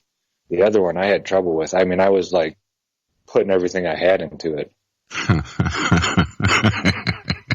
And squeezing on magnets that are about to explode. And yeah, it was not ideal the way that I had to do it, but we got her done. No, I got to thinking, and Walt mentioned last week about the story that we'd had in chat forever about this nifty little program you can install on your phone that creates a little mobile science lab where you're allowed to make use of your accelerometer. And I thought maybe that could be something that could be included in with your drops. Ooh, yeah. Accelerometers. That's a great idea. Yeah. You're giving me ideas. At least a couple more readings for the fall itself. Yeah. Yeah, well, this first one is just to see a difference. And then if we do get a nice difference, then we're going to really start advancing on the observation. We're going to try to get the time down perfect, so that would be great. The accelerometer, that would be... Because then if you have something little like that on there, you could know exactly when it started moving and exactly when it stopped, and how fast, and yep, every millisecond in between. That'd be awesome. Excuse me. No, caffeinate away. In fact, yeah. Everybody take a little break and grab a big old slug of coffee. Make wonders. And if you're listening and not actually one of the hosts here, I suggest adding a shot of whiskey, because nothing makes the show better than a little bit of alcohol. A lot of alcohol, I suppose. That's one thing I've never done. Coffee and whiskey. That's just, Can never sound.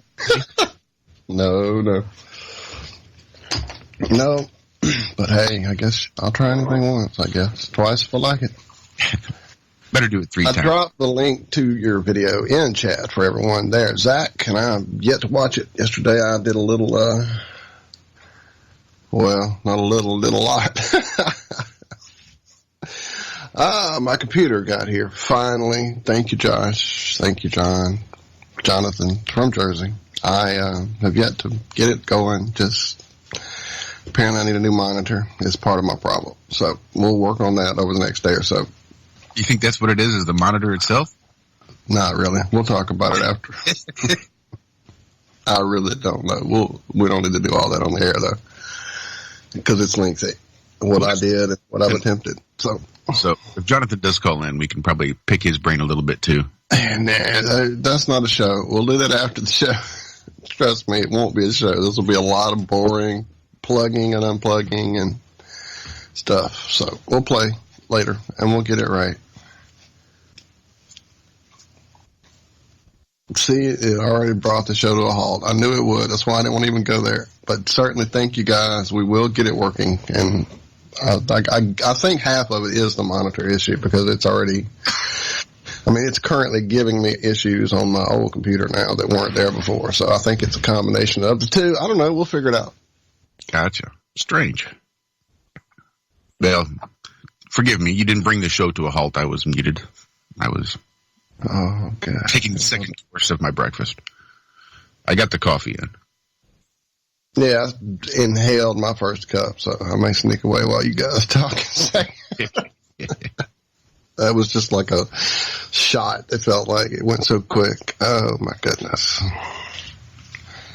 But, yes, it was certainly a pleasant surprise. I was expecting it to get here for the day of my big day, but it was there yesterday. So, again, nice surprise. Thank you. I'm glad it got there. Apparently, we lost the routing number somewhere. So, it got here. The clerk was a little absent, I think, when I called in the credit card number and gave him the order because I had Jonathan take it up there, and he packed it and took it up there and then just called me and handed her the phone, and I gave her the info and all that good stuff, and she took my info. Apparently, she must have missed the email addresses and stuff. I don't know. Yeah, it's all good. We're there now. We just got to get it landed. That's all. As long as it wasn't ticking when it showed up. No, it wasn't. It wasn't. Good. No dents, Liz. Even as I was about to say it, Liz asked. Being that it wasn't. There was a bash not a bash, but like a gouge out of the side of the box. Typical shipping issues. Nothing bad, just like something had grabbed it and pulled the paper out. Sure. Not really an indent, more of a pull of the paper out, if that makes sense. But no damage. Well, no damage, no, at all. Good. Candy has arrived. Good morning, Ipsy. Glad to see you. And yes, just so you know, and I won't have to type it to you, Dawn, I did get your voicemail finally, and my plan was to have that ready for today, but best laid plans. So it is in hand, and we'll be done this week. I promise. Yeah, I know how it works. It'll be my birthday present to you guys. Oh, goodness. It really has been awesome listening to all you guys call in. So yes, it has. It's been worth it. It may have taken a while, but it's been worth it for sure. And shout out to the missing scouts this morning. Where are you, the Alan Holman? We miss you, my friend. And certainly we miss you, Pablo. It was good to have you back in the mix so regularly after your time away. Wish you were here, sir, for sure. And we miss you as well, Daz. It was nice to have you on a steady mix as well. Come back, hang out with us. It's because he was probably getting that feeling like, I probably should do the show, and just that flipped him out. He couldn't handle that, so he had to take a break. No, I'm kidding, man. We'll be glad when you're back around. Certainly, shout out to our buddy Salamo, and how can we not mention the Adam Meekin?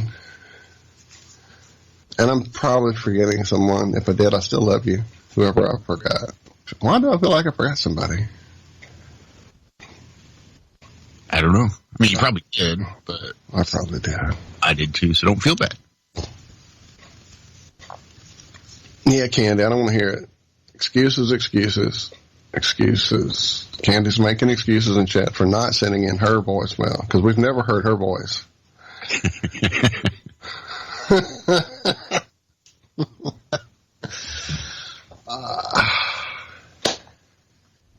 had a nice show Friday. If you weren't there, you should have been.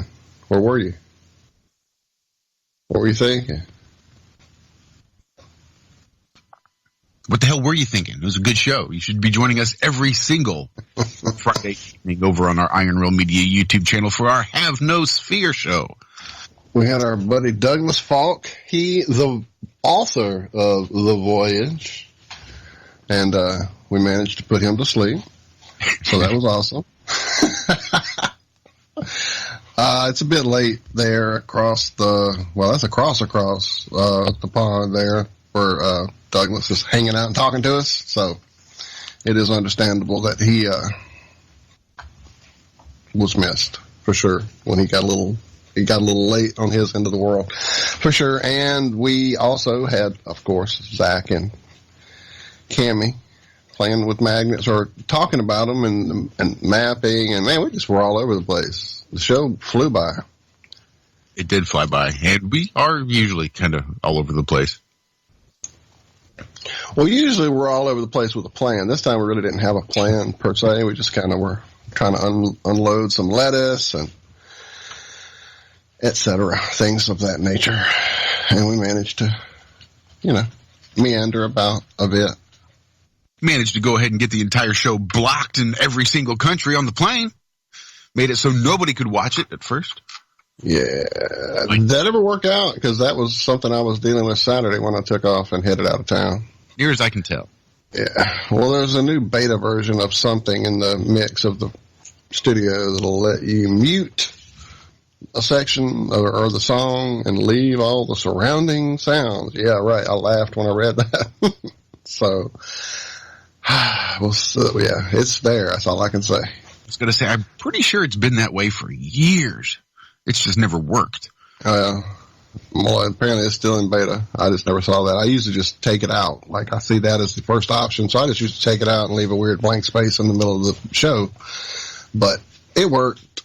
Quote, unquote, it's up. Everybody can see it. So it has brought about a bit of, because I didn't get to the other part of our show, is we had a drop in from our buddy Bob Nodell, who had a bit to say about old gravity.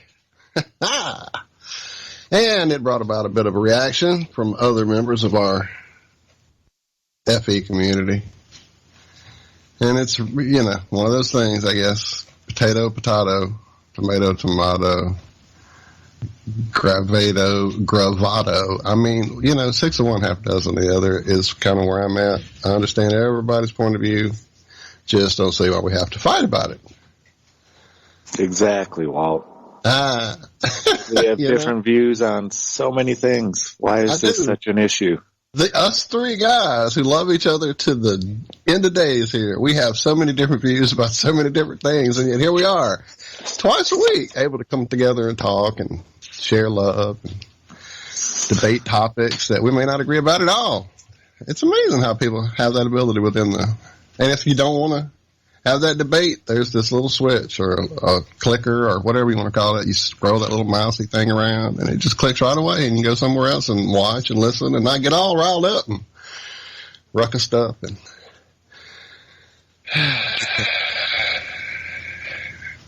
yeah, I'm trying not to get there, everybody in chat who's trying to get there with us. Yeah, I did get a little heated in chat there Friday, and as I said, resulting video presentations and other things. So all sides are welcome to come and hang out with us on Fridays and talk and chat and hang out and put their opinion forth, including dissenting opinions. So, my goodness. And to be fair, there's been a lot of opinions that have been shared on our show that I do not align with. For you. But I enjoy a lot of times having that different opinion on there. Knowing that I'm not going to agree with it, it's a good practice for me to sit quietly and listen and not try to impose my will, impose my point of view, my thoughts, and just listen to what they have to say. It's amazing what happens when you can just actually, not waiting for your turn to talk, But listening to somebody. But listening. Yeah. Dave Marsh comes to mind. I love Dave Marsh. Brilliant man. And we disagree on like some of the main things about FE.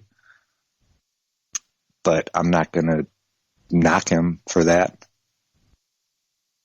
You know?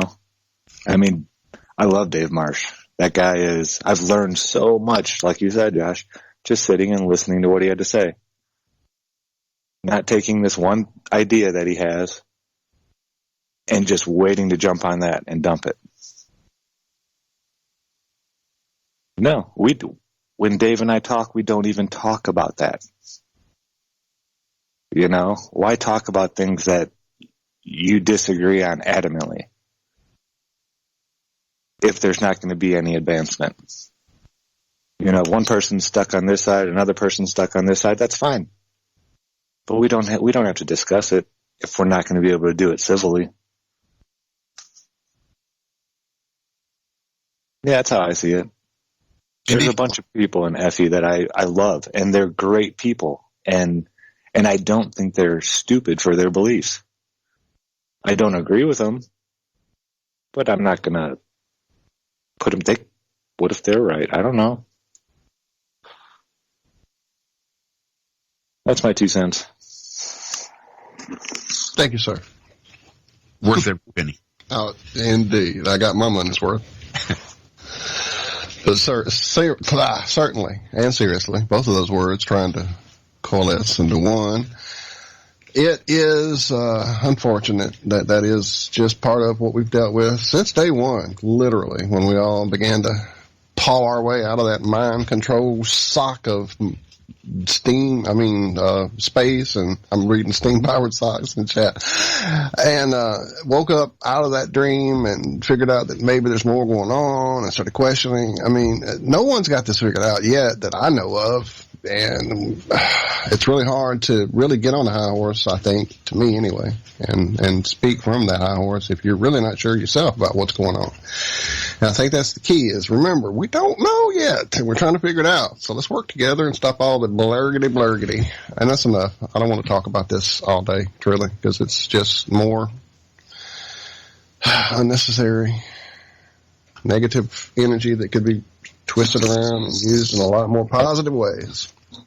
Yeah. Yes, word salad seems to be the problem, Liz.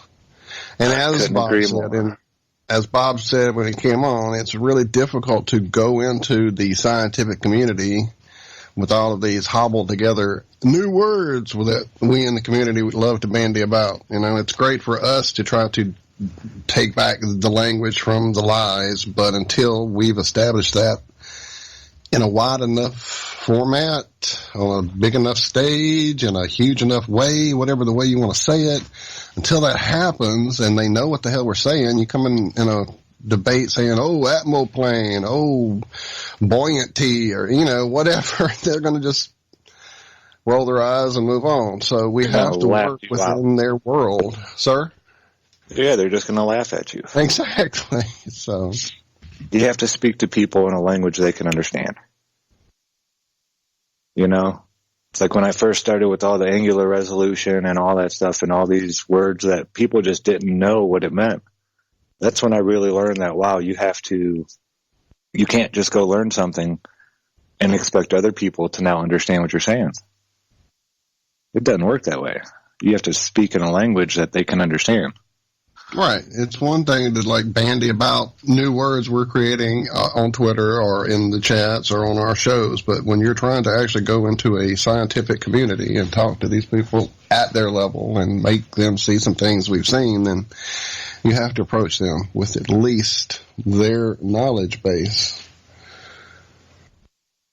Yeah, and we need both fronts. We really do. Right. We need to expose that the language has been stolen and been compromised, and at the same time, we still have to use that language to communicate.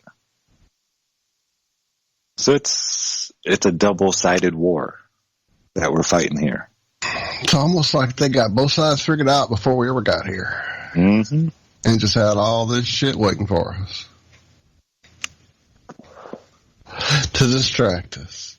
And look at us, spending 30 minutes talking about it.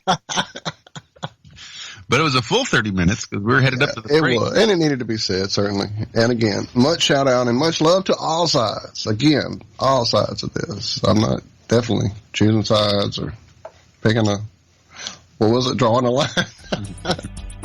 Choose. You must choose. Anyway, well, I guess since we've almost ate up an hour, we'll shut up and pay some bills and hear the same news break again and again and again. But this is the Ironworks. Right here on Frequency Radio, Zach, Walt, and Josh from Iron Rail Media just hanging out this morning.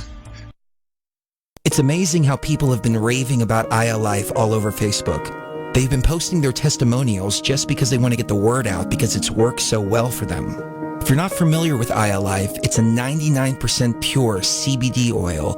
But the secret is the synergy between the hemp and the ayahuasca vine, the non-psychoactive component of the ayahuasca tea. We recently received an email from a wife whose husband has Parkinson's. For the first time, he's been able to sleep through the entire night. Another customer reported that they're no longer using NSAIDs because their tennis elbow has been relieved with iLife. The reports have been phenomenal and much more than we ever expected. Everyone should have access to this. That's why if you head on over to iLife.com right now and use coupon code TFR, we'll give you $5 towards your order. And we'll even ship it worldwide. That's iLife.com. AYA life.com. Hey folks, guess what the number one phrase that Life Change Tea receives by email? You ready? We love this tea. We love this tea. Time after time, week after week, we love this tea. Life Change Tea gives you more energy, a beautiful cleansing, and fulfills its slogan perfectly. The tea that makes you go. So if you want to be on your health game, log on to getthetea.com and order Life Change Super Strength Tea. Packages come in a 1-month supply, and when you brew this stuff, wait until you see the results. Aren't we all about the results? And with a lot of people's health struggling, we can use a little bit of help. Doctors will tell you disease starts in the gut. So log on to getthetea.com. That's getthetea.com. Be our next email saying, I love this tea. I love this tea. Get the tea at getthetea.com. Helping America one tea bag at a time.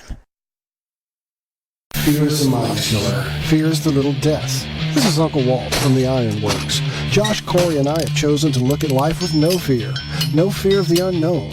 No fear of questions about the supposedly well-known. No fear of ridicule for thinking outside the familiar fool's lines. No fear of the boot on the neck of those refusing the party line.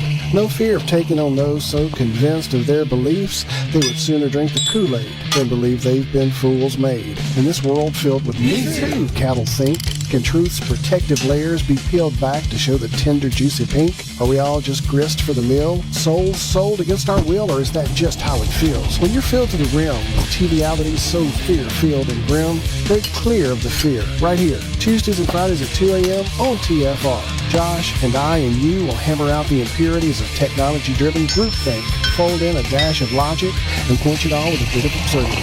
The Ironworks. Break clear of the fear. No hate, no hype, no fear. We are TFR, your protection from deception.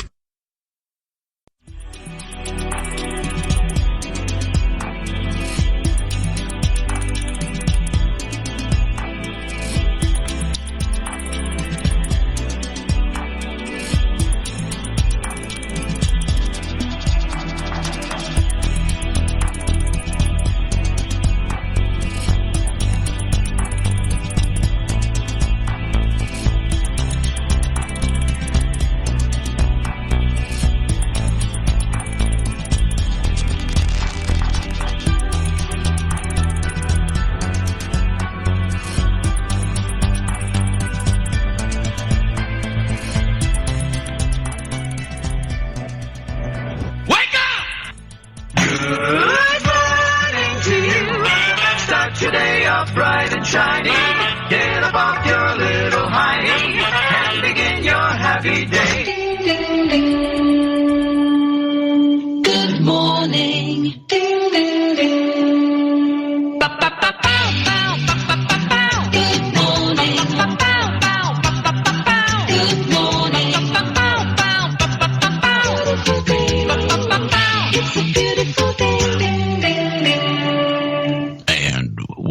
Welcome back to the Ironworks. You know, I was thinking while you guys were talking before the end of the last segment, and Dawn mentioned in chat that it's probably why humans only live to be 100 years old, because any older and you're going to realize it's all just a bunch of BS anyway. And, well, it really does sort of touch on the change that's been going on with me over the last several years. And why it's almost hard to be able to come on and do a show, whether it's here or on YouTube or anything, because I no longer have the confidence in the things that I speak. To say I know something is such a rare occurrence that I just have to not really say too much at all, or have that caveat that, well, this is what I've heard, or this is what is said. I've come to determination that either everything is BS, or I'm a complete idiot and I just can't figure anything out, or a little bit of both. But I've gotten to the point where people talk and I listen and I hear them, but it never sinks in as like a fact until I can, hashtag test it and be able to prove it to myself. Then the things that I say are always have to be added that, I don't know what the hell I'm talking about. Because as soon as I think I know something, come to find out some or all of it was just complete and utter BS. So I just have to stop saying things with very much conviction because I just don't know very much. And it does seem to be a bit regressive. As I get older, the less I seem to know. And that can be a little frustrating. It is frustrating.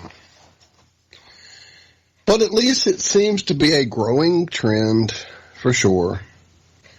This weekend we had the good time in the next little city over where we hang out. My niece and her group of artists, they all have a studio there in downtown, and had a big opening / art display, whatever, big function Saturday night. And one of their installations there was a big wall with the word identity written in marker and circled, and then each of the artists had taken and wrote a word they associated with identity, and then you could build from that, and it became a big interactive art piece. I wrote striving, shout out to the Scouts. And then later on, we go back and see that someone somewhere down there had written question. And I reached out for the marker to complete the word everything, even if someone else was reaching out for the marker to write everything, while the third person behind me, as I wrote it, said, oh, that's what I was going to put. So at least three of us standing right there that didn't know each other at all were writing question everything there on the wall. So it is a growing trend. It does seem to be. Well, it's almost like a catalyst. I know Zach in chat said that division is the greatest weapon. But this whole idea where people have started to question the shape of the earth has really seemed to draw a line. And you either start to question everything, or you start questioning less and dig your heels in, and using the authority that was bestowed upon you in school, just stop learning and just start believing whatever you're told. And I think that's kind of why we do this space lettuce on this show, is because if you start to believe everything you're told, you'll end up nowhere, because they tell you all sorts of stuff. And it's really hard to be able to discern if all you're going to do is just blow in the breeze. any way the wind blows. So unless you can prove it for yourself, you just can't take it, because they'll tell you things like, they call dark matter dark because you can't see it. And then they'll say, oh, look, the Hubble Space Telescope just spotted the smallest particles of dark matter ever. Ever. Smaller than what? The ones that they had been spotting? But they can't spot them because it's dark matter, because they can't see it. That's why it's dark. So what the hell is it they're doing with the Hubble Space Telescope? Can you not see dark matter, or is the Hubble Space Telescope spotting the dark matter? Which is it? You can't believe both. Anyway. Well, what they're looking at, they're seeing where gravity should be stronger in order for their model to work, to spin the way everything does and to move the way it looks like it's moving above us, not like all around us, but we're spinning and that's all doing. So they need to put these big giant hunks of matter in here to make gravity work, because they can't see them. So they just say it's dark. Well, couldn't we just call gravity a dark force, right? We don't need to call it a specific name. We just can't see what it is that's causing it. That's how we know it's there. It's not a force, though. It's the mass that's creating that force. It's the Einstein. It's bending space-time. Bed sheets in space, blue. Here. So all the other things have to go around this big dark thing, which makes it all go in a perfect circle above our heads every day. It's so nonsense. And they even admit that 96% of it is probably wrong. What is it, 1 to the 120th? They're off by? That's like a decimal point with 120 zeros after it. And that's how close they are? Or how far off they're? It's insane. And then they preach it as it's fact. That's the only way they can do it, is preach it. Because if they actually tried to get you to understand it, you would know it was horseshit right away. So they make up big words and big mathematical equations, so there's no chance you can understand it. Just take our word for it. Don't waste your time learning all this nonsense. That's what we're here for. And I just came out of the temple, and God told me I was right. Now, you can't go in the temple and talk to him. But he told me. And trust me. Just believe me. Why would I lie? Yeah, I'm not getting anything out of this as I roll away in my Bentley and... Pass the collection plate? Yeah. No, it's... Pay your tax. It's a good scam. It's a good scam. Uh-huh. The best one, global warming is probably the best one of this century so far. Last century was the moon landing and all that nonsense. Or the world wars, whichever one, take your pick, biggest lie. And then before that, I'm thinking shape of the earth. I don't think it's definitely not as old as they tell us it is. Copernicus and Columbus and all that nonsense. Well, here it is out of universetoday.com. This was just a couple of days ago. It says Hubble finds teeny tiny clumps of dark matter.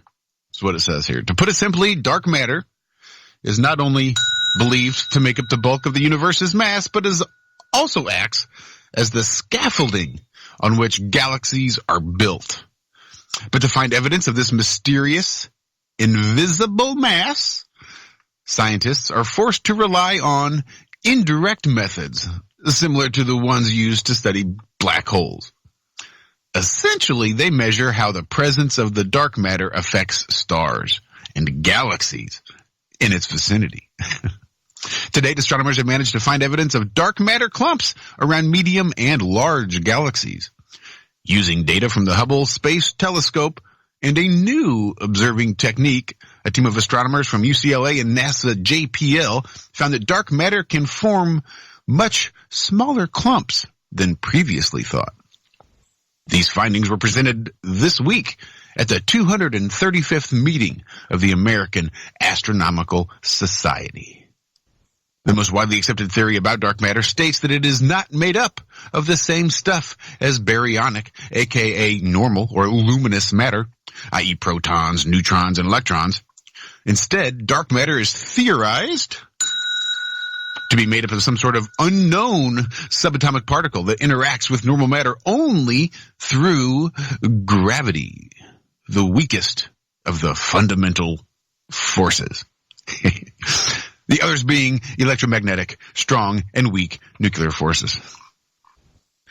Another widely accepted theory states that dark matter moves slowly compared to other types of particles and therefore prone to clumping. In accordance with this idea, the universe should contain a broad range of dark matter concentrations, ranging from small to large. However, until now, no small concentrations have ever been observed.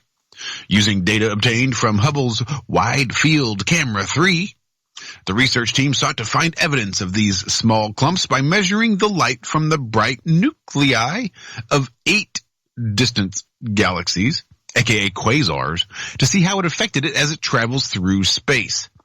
This technique, which commonly employed by astronomers to study distant galaxies, star clusters, and even exoplanets, is known as gravitational lensing.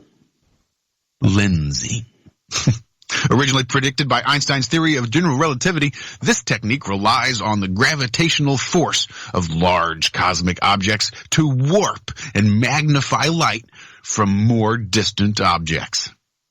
Daniel Gilman of UCLA, who was a member of the observation team, explained the process thusly. Imagine that each one of these 8 galaxies is a giant magnifying glass. Small, dark matter clumps act as small cracks on the magnifying glass, altering the brightness and position of the 4 quasar images compared to what you would expect to see if the glass were smooth. As hoped, the Hubble images showed that light coming from these 8 quasars was subject to lensing effect that is consistent with the presence of small clumps along the telescope's line of sight and in and around the foreground lensing galaxies. The 8 quasars and galaxies were aligned so precisely that the warping effect produced 4 distorted images of each quasar. Here we go. Using elaborate computing programs and intensive reconstruction techniques. The team then compared the level of distortion with predictions on how the quasars would appear without the influence of dark matter. These measurements were also used to calculate the masses of the dark matter concentrations, which indicated that they were 1/10,000th to 1/100,000th times the mass of the Milky Way's own dark matter halo. In addition to being the first time that the small concentrations have been observed, the team's results confirm that one of the fundamental predictions of the cold dark matter theory. This theory postulates that since dark matter is slow-moving or cold, that it is able to form structures ranging from tiny concentrations to tremendous ones that are several times the mass of the Milky Way. This theory also states that the galaxies in the universe formed within the clouds of the dark matter known as halos and became embedded within them. In lieu of evidence of small-scale clumps, some researchers have suggested that dark matter might actually be warm, i.e. fast-moving, and therefore too quick to form these smaller concentrations. Holy cow. I'm not sure I want to keep going on because this goes on for a little bit more. However, the new observations offer definitive proof that the theory of cold dark matter and the cosmological model it supports.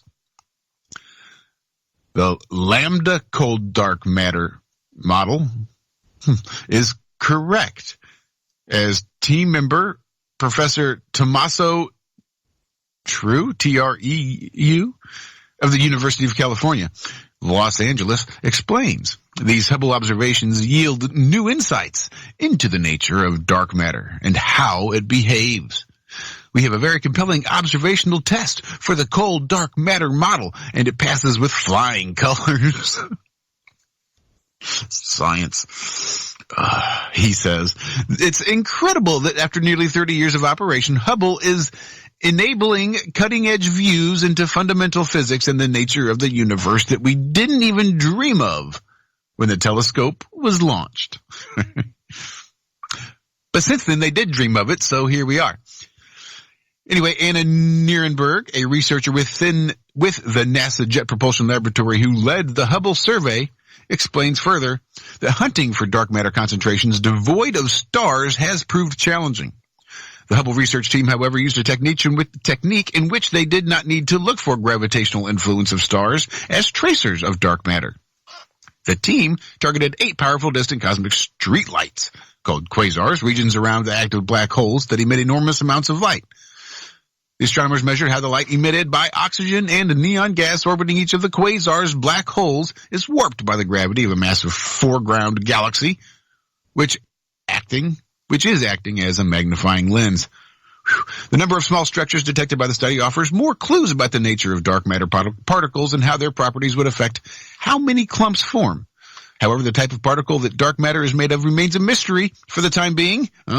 Luckily, the deployment of the next generation space telescopes in the near future is expected to help in that regard.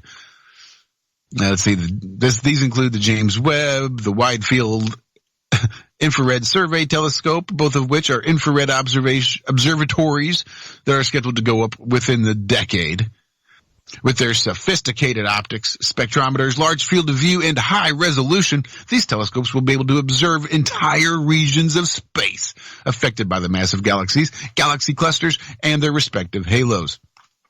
This ought to help astronomers determine the true nature of dark matter and how its constituent particles look like. And what its constituent particles look like.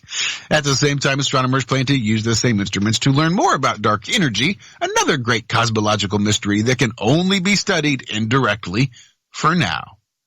Exciting times lie ahead. So, thank you so much today. Lie, I believe, in that last sentence. Sorry. So there we go. Teeny tiny clumps that they've managed to not see. And that's how they know they're there. Indeed. Sounded like some stuff to me. You know what? We should go right for these guys. I mean, you're just making up stupid nonsense anyway. Does anybody really read this besides people that don't have you know to? Yes, no, I know, because I was one of these people at one time. Yep. That's what makes me so mad. I mean, the professor, I'm not going to say, is he legitimate, blah, blah, blah, blah. Maybe he's just another, pawn. But just think, or even him and all his students, all that brain power being put towards Peter Pan. How does Peter Pan's shoes work? How does he fly? What kind of clock's in that alligator? Yeah, it makes me so mad. That's the part that really irks me. Is all this brain potential, this potential energy, all this energy, all this human energy is being put towards nothing. And I think that's a big part of it. A large part of the deception. Yeah. Yeah, could you imagine if people were just thinking about actual ways to make this place better? Not trying to figure out how Peter Pan shoes work, but actually trying to, work on mixing certain plants to get them stronger and this and that. And yeah, I'm not talking about putting animal genes in there. No. But just actually learning how alchemy and nature and all this stuff works and applying it. Yes. God, this place could be so amazing. Yes. Didn't we just talk about Art Bell or somebody doing a thing like a mass meditation for rain and then almost flooded the place out? Yeah. I think that was Jonathan that brought that up a couple shows back. But I do remember the event well. In fact, George Nuri, who took over the show, basically continued that tradition in a big, basically a big, huge group prayer, if you will, energy. Everybody concentrate on certain things, certain people, certain health issues for certain people, and everybody that would be listening would concentrate and put their energy on it. It was quite a powerful experience. If you've ever taken part in anything like that. And I think there's a lot to be said for that nature of reality. So if we as a human species, instead of putting our thoughts and energy and imagination into this BS that they feed us for as soon as we can start being fed BS. Right. If we put that energy into something that was real. Yeah, we could move I mountains. think part of the problem is by concentrating our attention and our energy on these topics, we almost make them real. I mean, that's kind of how I think this reality works.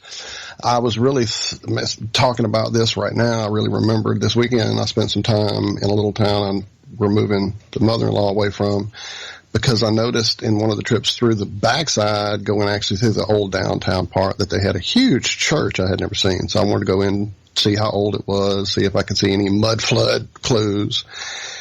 It has the biggest brass metal top thing I've ever seen on a church. It's not just the very top part where the cross usually sits. It's like this whole big dome-like energy collector. And when you think of all the people in that building all concentrating on one thing and it being collected up into that structure, then you think about these bullshit stories that we're sitting here being fed daily, and people put their energy on it, and they all go into these little screens in front of us that collect the energy. And I think it does all speak to making it real, at least for them, for you. For you. There it is. Shout out James. I saw James was active of late the last couple of days on Twitter. Good to see James back in the mix. We miss you, brother. He dropped me a fist bump gif in a DM a couple days. There you go. Good to see him back around. Also, good to see our line producer, the Alan Holman. Indeed. Good morning, Alan. Indeed. Interesting thing, I'm sorry, I just got stuck on the church. Right across the street from the church, attached to the church by all these huge transformer-like wires, was the Abbeville power plant. Dun, dun, dun. I thought that was a moment as well. The building has all kind of little metal rods sticking up at all the corners and cornices and around the backside that looks much like an old medieval castle. And yeah, it's pretty crazy. I'll share the pictures. I was going to make a video of the walk I did through the area just when I discovered the power plant attached to the church by all these huge cables, topped by all these rods and the big metal structure. It really spoke. Yeah, and then I go around the corner and the courthouse is topped by an array of Tesla-looking antenna. I hope you heard the air quotes there. I can't really think of much inside of a courthouse that would need such an antenna array, seeing that the police station is about 1.5 miles away with its own modern antenna array. So yeah, it really spoke to a lot of weird energy collecting devices in this town. I'll find the photos and send them, but I'll do that off the air because it took me a while to even get the ones I was trying to share in chat a minute ago. Good Lord, I was fumbling. Hey, I think we're almost to a break. We are coming up close. And on the other side of the break, we do have some more space lettuce. Yes, we do. Mythology of scientism, I believe, we'll talk about. That's right. Out of Reader's Digest Canada, 17 science myths that you need to stop believing. And if it's from Reader's Digest, you know it's gotta be a good source. Not kidding. I love Reader's Digest. Man, I grew up all up in Reader's Digest condensed versions of books. What's that about? Let's take a book and condense it down into a few little chapters of, yeah. If you've ever, I know this is like, I'm so old. Do the test if you ever can. Like read the real version and then read the Reader's Digest condensed version. I did that with Jaws. I did that with a few great books just to see. And it's really shocking how much they take out. Usually the best parts. Let's see, space.com has an article titled The Problems with Modern Physics. Wait, what? Yeah. Problems? That's what it says. Dude. Is there any news on that Japanese billionaire and his flight on the SpaceX rocket? Is there anything happening with that? Upped the game. Apparently he'd been out of the news for so long, he needed to find a way back into the headlines, and now he is using it as a dating game. He is taking applications to help him find a girlfriend to take to the moon with him.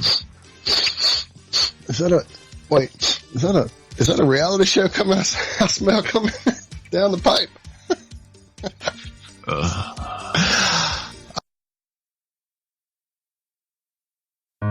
Hi, my name is Ella, and I'm 10 years old. I'm one of the millions of children born to parents suffering from the sheeple virus. Symptoms include the inability to think for oneself, the attention span of a goldfish, and a strong belief in government and the mainstream media. It is estimated that 1 out of every 2 children are being raised by parents infected with the sheeple virus. But there is a cure. For as little as 19 cents per day, you can become a TFR supporter and help children like me get their daily dose of truth. Together, we will make sure every child has protection from deception.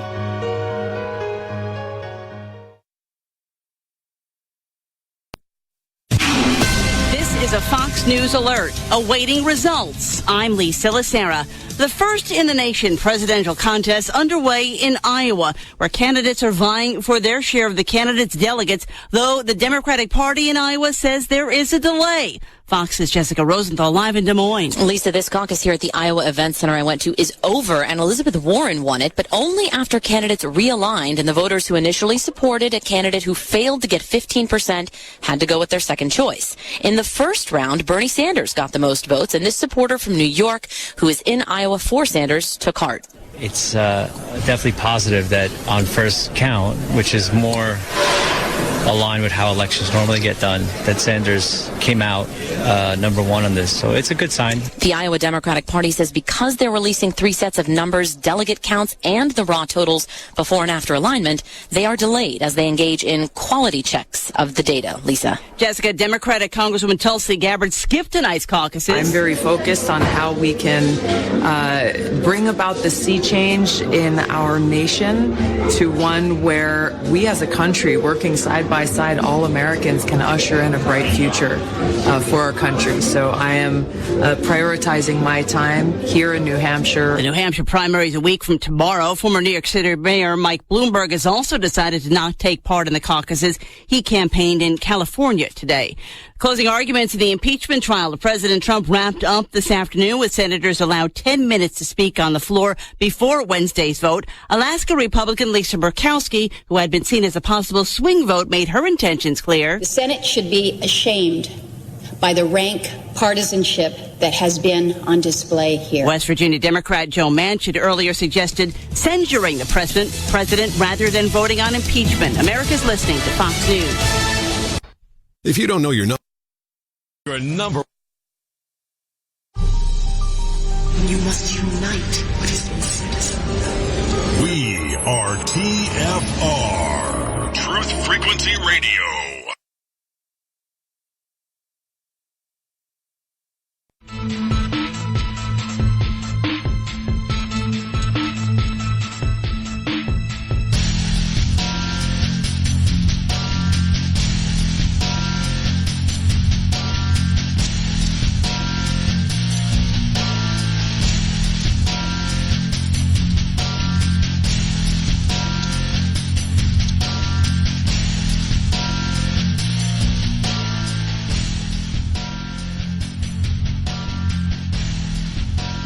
Morning.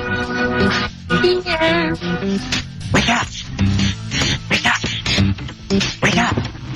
Wake up! What is dark matter? Okay, we don't know. That's great. That's why it's called dark. It's exactly. Everyone knows all reputable information comes from random people on the internet. Tell me things, internet. The earth is flat. It's like school. Internet. Dark matter is something we do not know what it is. We believe that dark matter is there,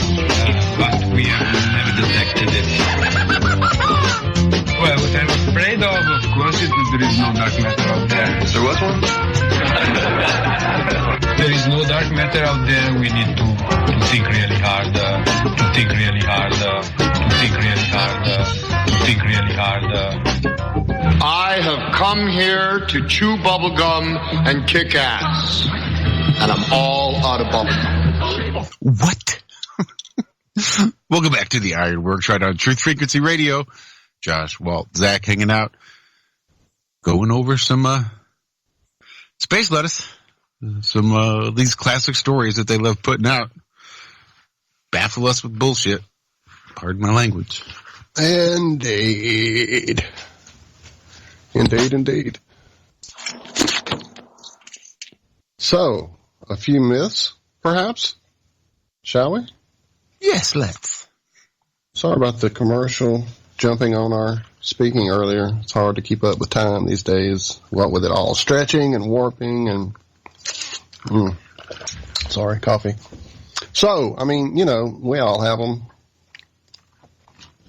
Some of us encounter them almost, well, not daily anymore, but on a pretty regular basis. I run into a few people whose mythology about what the moon is and does and the Earth's shadow thereupon causing phases and whatnot. Like, why don't you go learn your little model and come back and we'll talk about what might or might not be going on in the sky above us. Anyway, I digress. Here are 17, no less, scientific myths that seem to be perpetrated quite a bit. Now, I don't understand this first one, and I can't wait to hear Zach's reaction to the first one. Myth: water conducts electricity. So, yeah, it's apparently, while it's a scientific myth, definitely don't go bathing with a toaster. The reason you shouldn't swim in a lightning storm has nothing to do with the water itself. Pure water is actually an insulator, which means it doesn't conduct electricity. Yes. The danger comes from I know now what they're saying. I get it, but that's still a bunch of semantic bullshit is what we're reading right this second. Water has never been used mechanically as an insulator. I've looked into it. I thought it'd be a great idea, but it's impossible to keep the water pure. Exactly. It's I don't want to say impossible, but it's beyond our capabilities right now. No. Right, the ions, the minerals, chemicals, all of that. That's where the electric charge passes. Anything, if you put the water in it would have to be solid. Oh, well, here we go. It even says that. It says even distilled water has ions, so it's a nearly impossible thing to use. Theoretically, you can use the water as a insulator, but no, that's not going to work out. So, biology person, I know this one, is a myth: blood in your body being blue. So that's one of those old things that your blood is blue until it gets exposed to the air in your lungs and gets its oxygen replenished. That's because the veins have a greenish blue sound. Human blood looks the same inside your blood as it does outside. It's red, sir. And it sounds the same.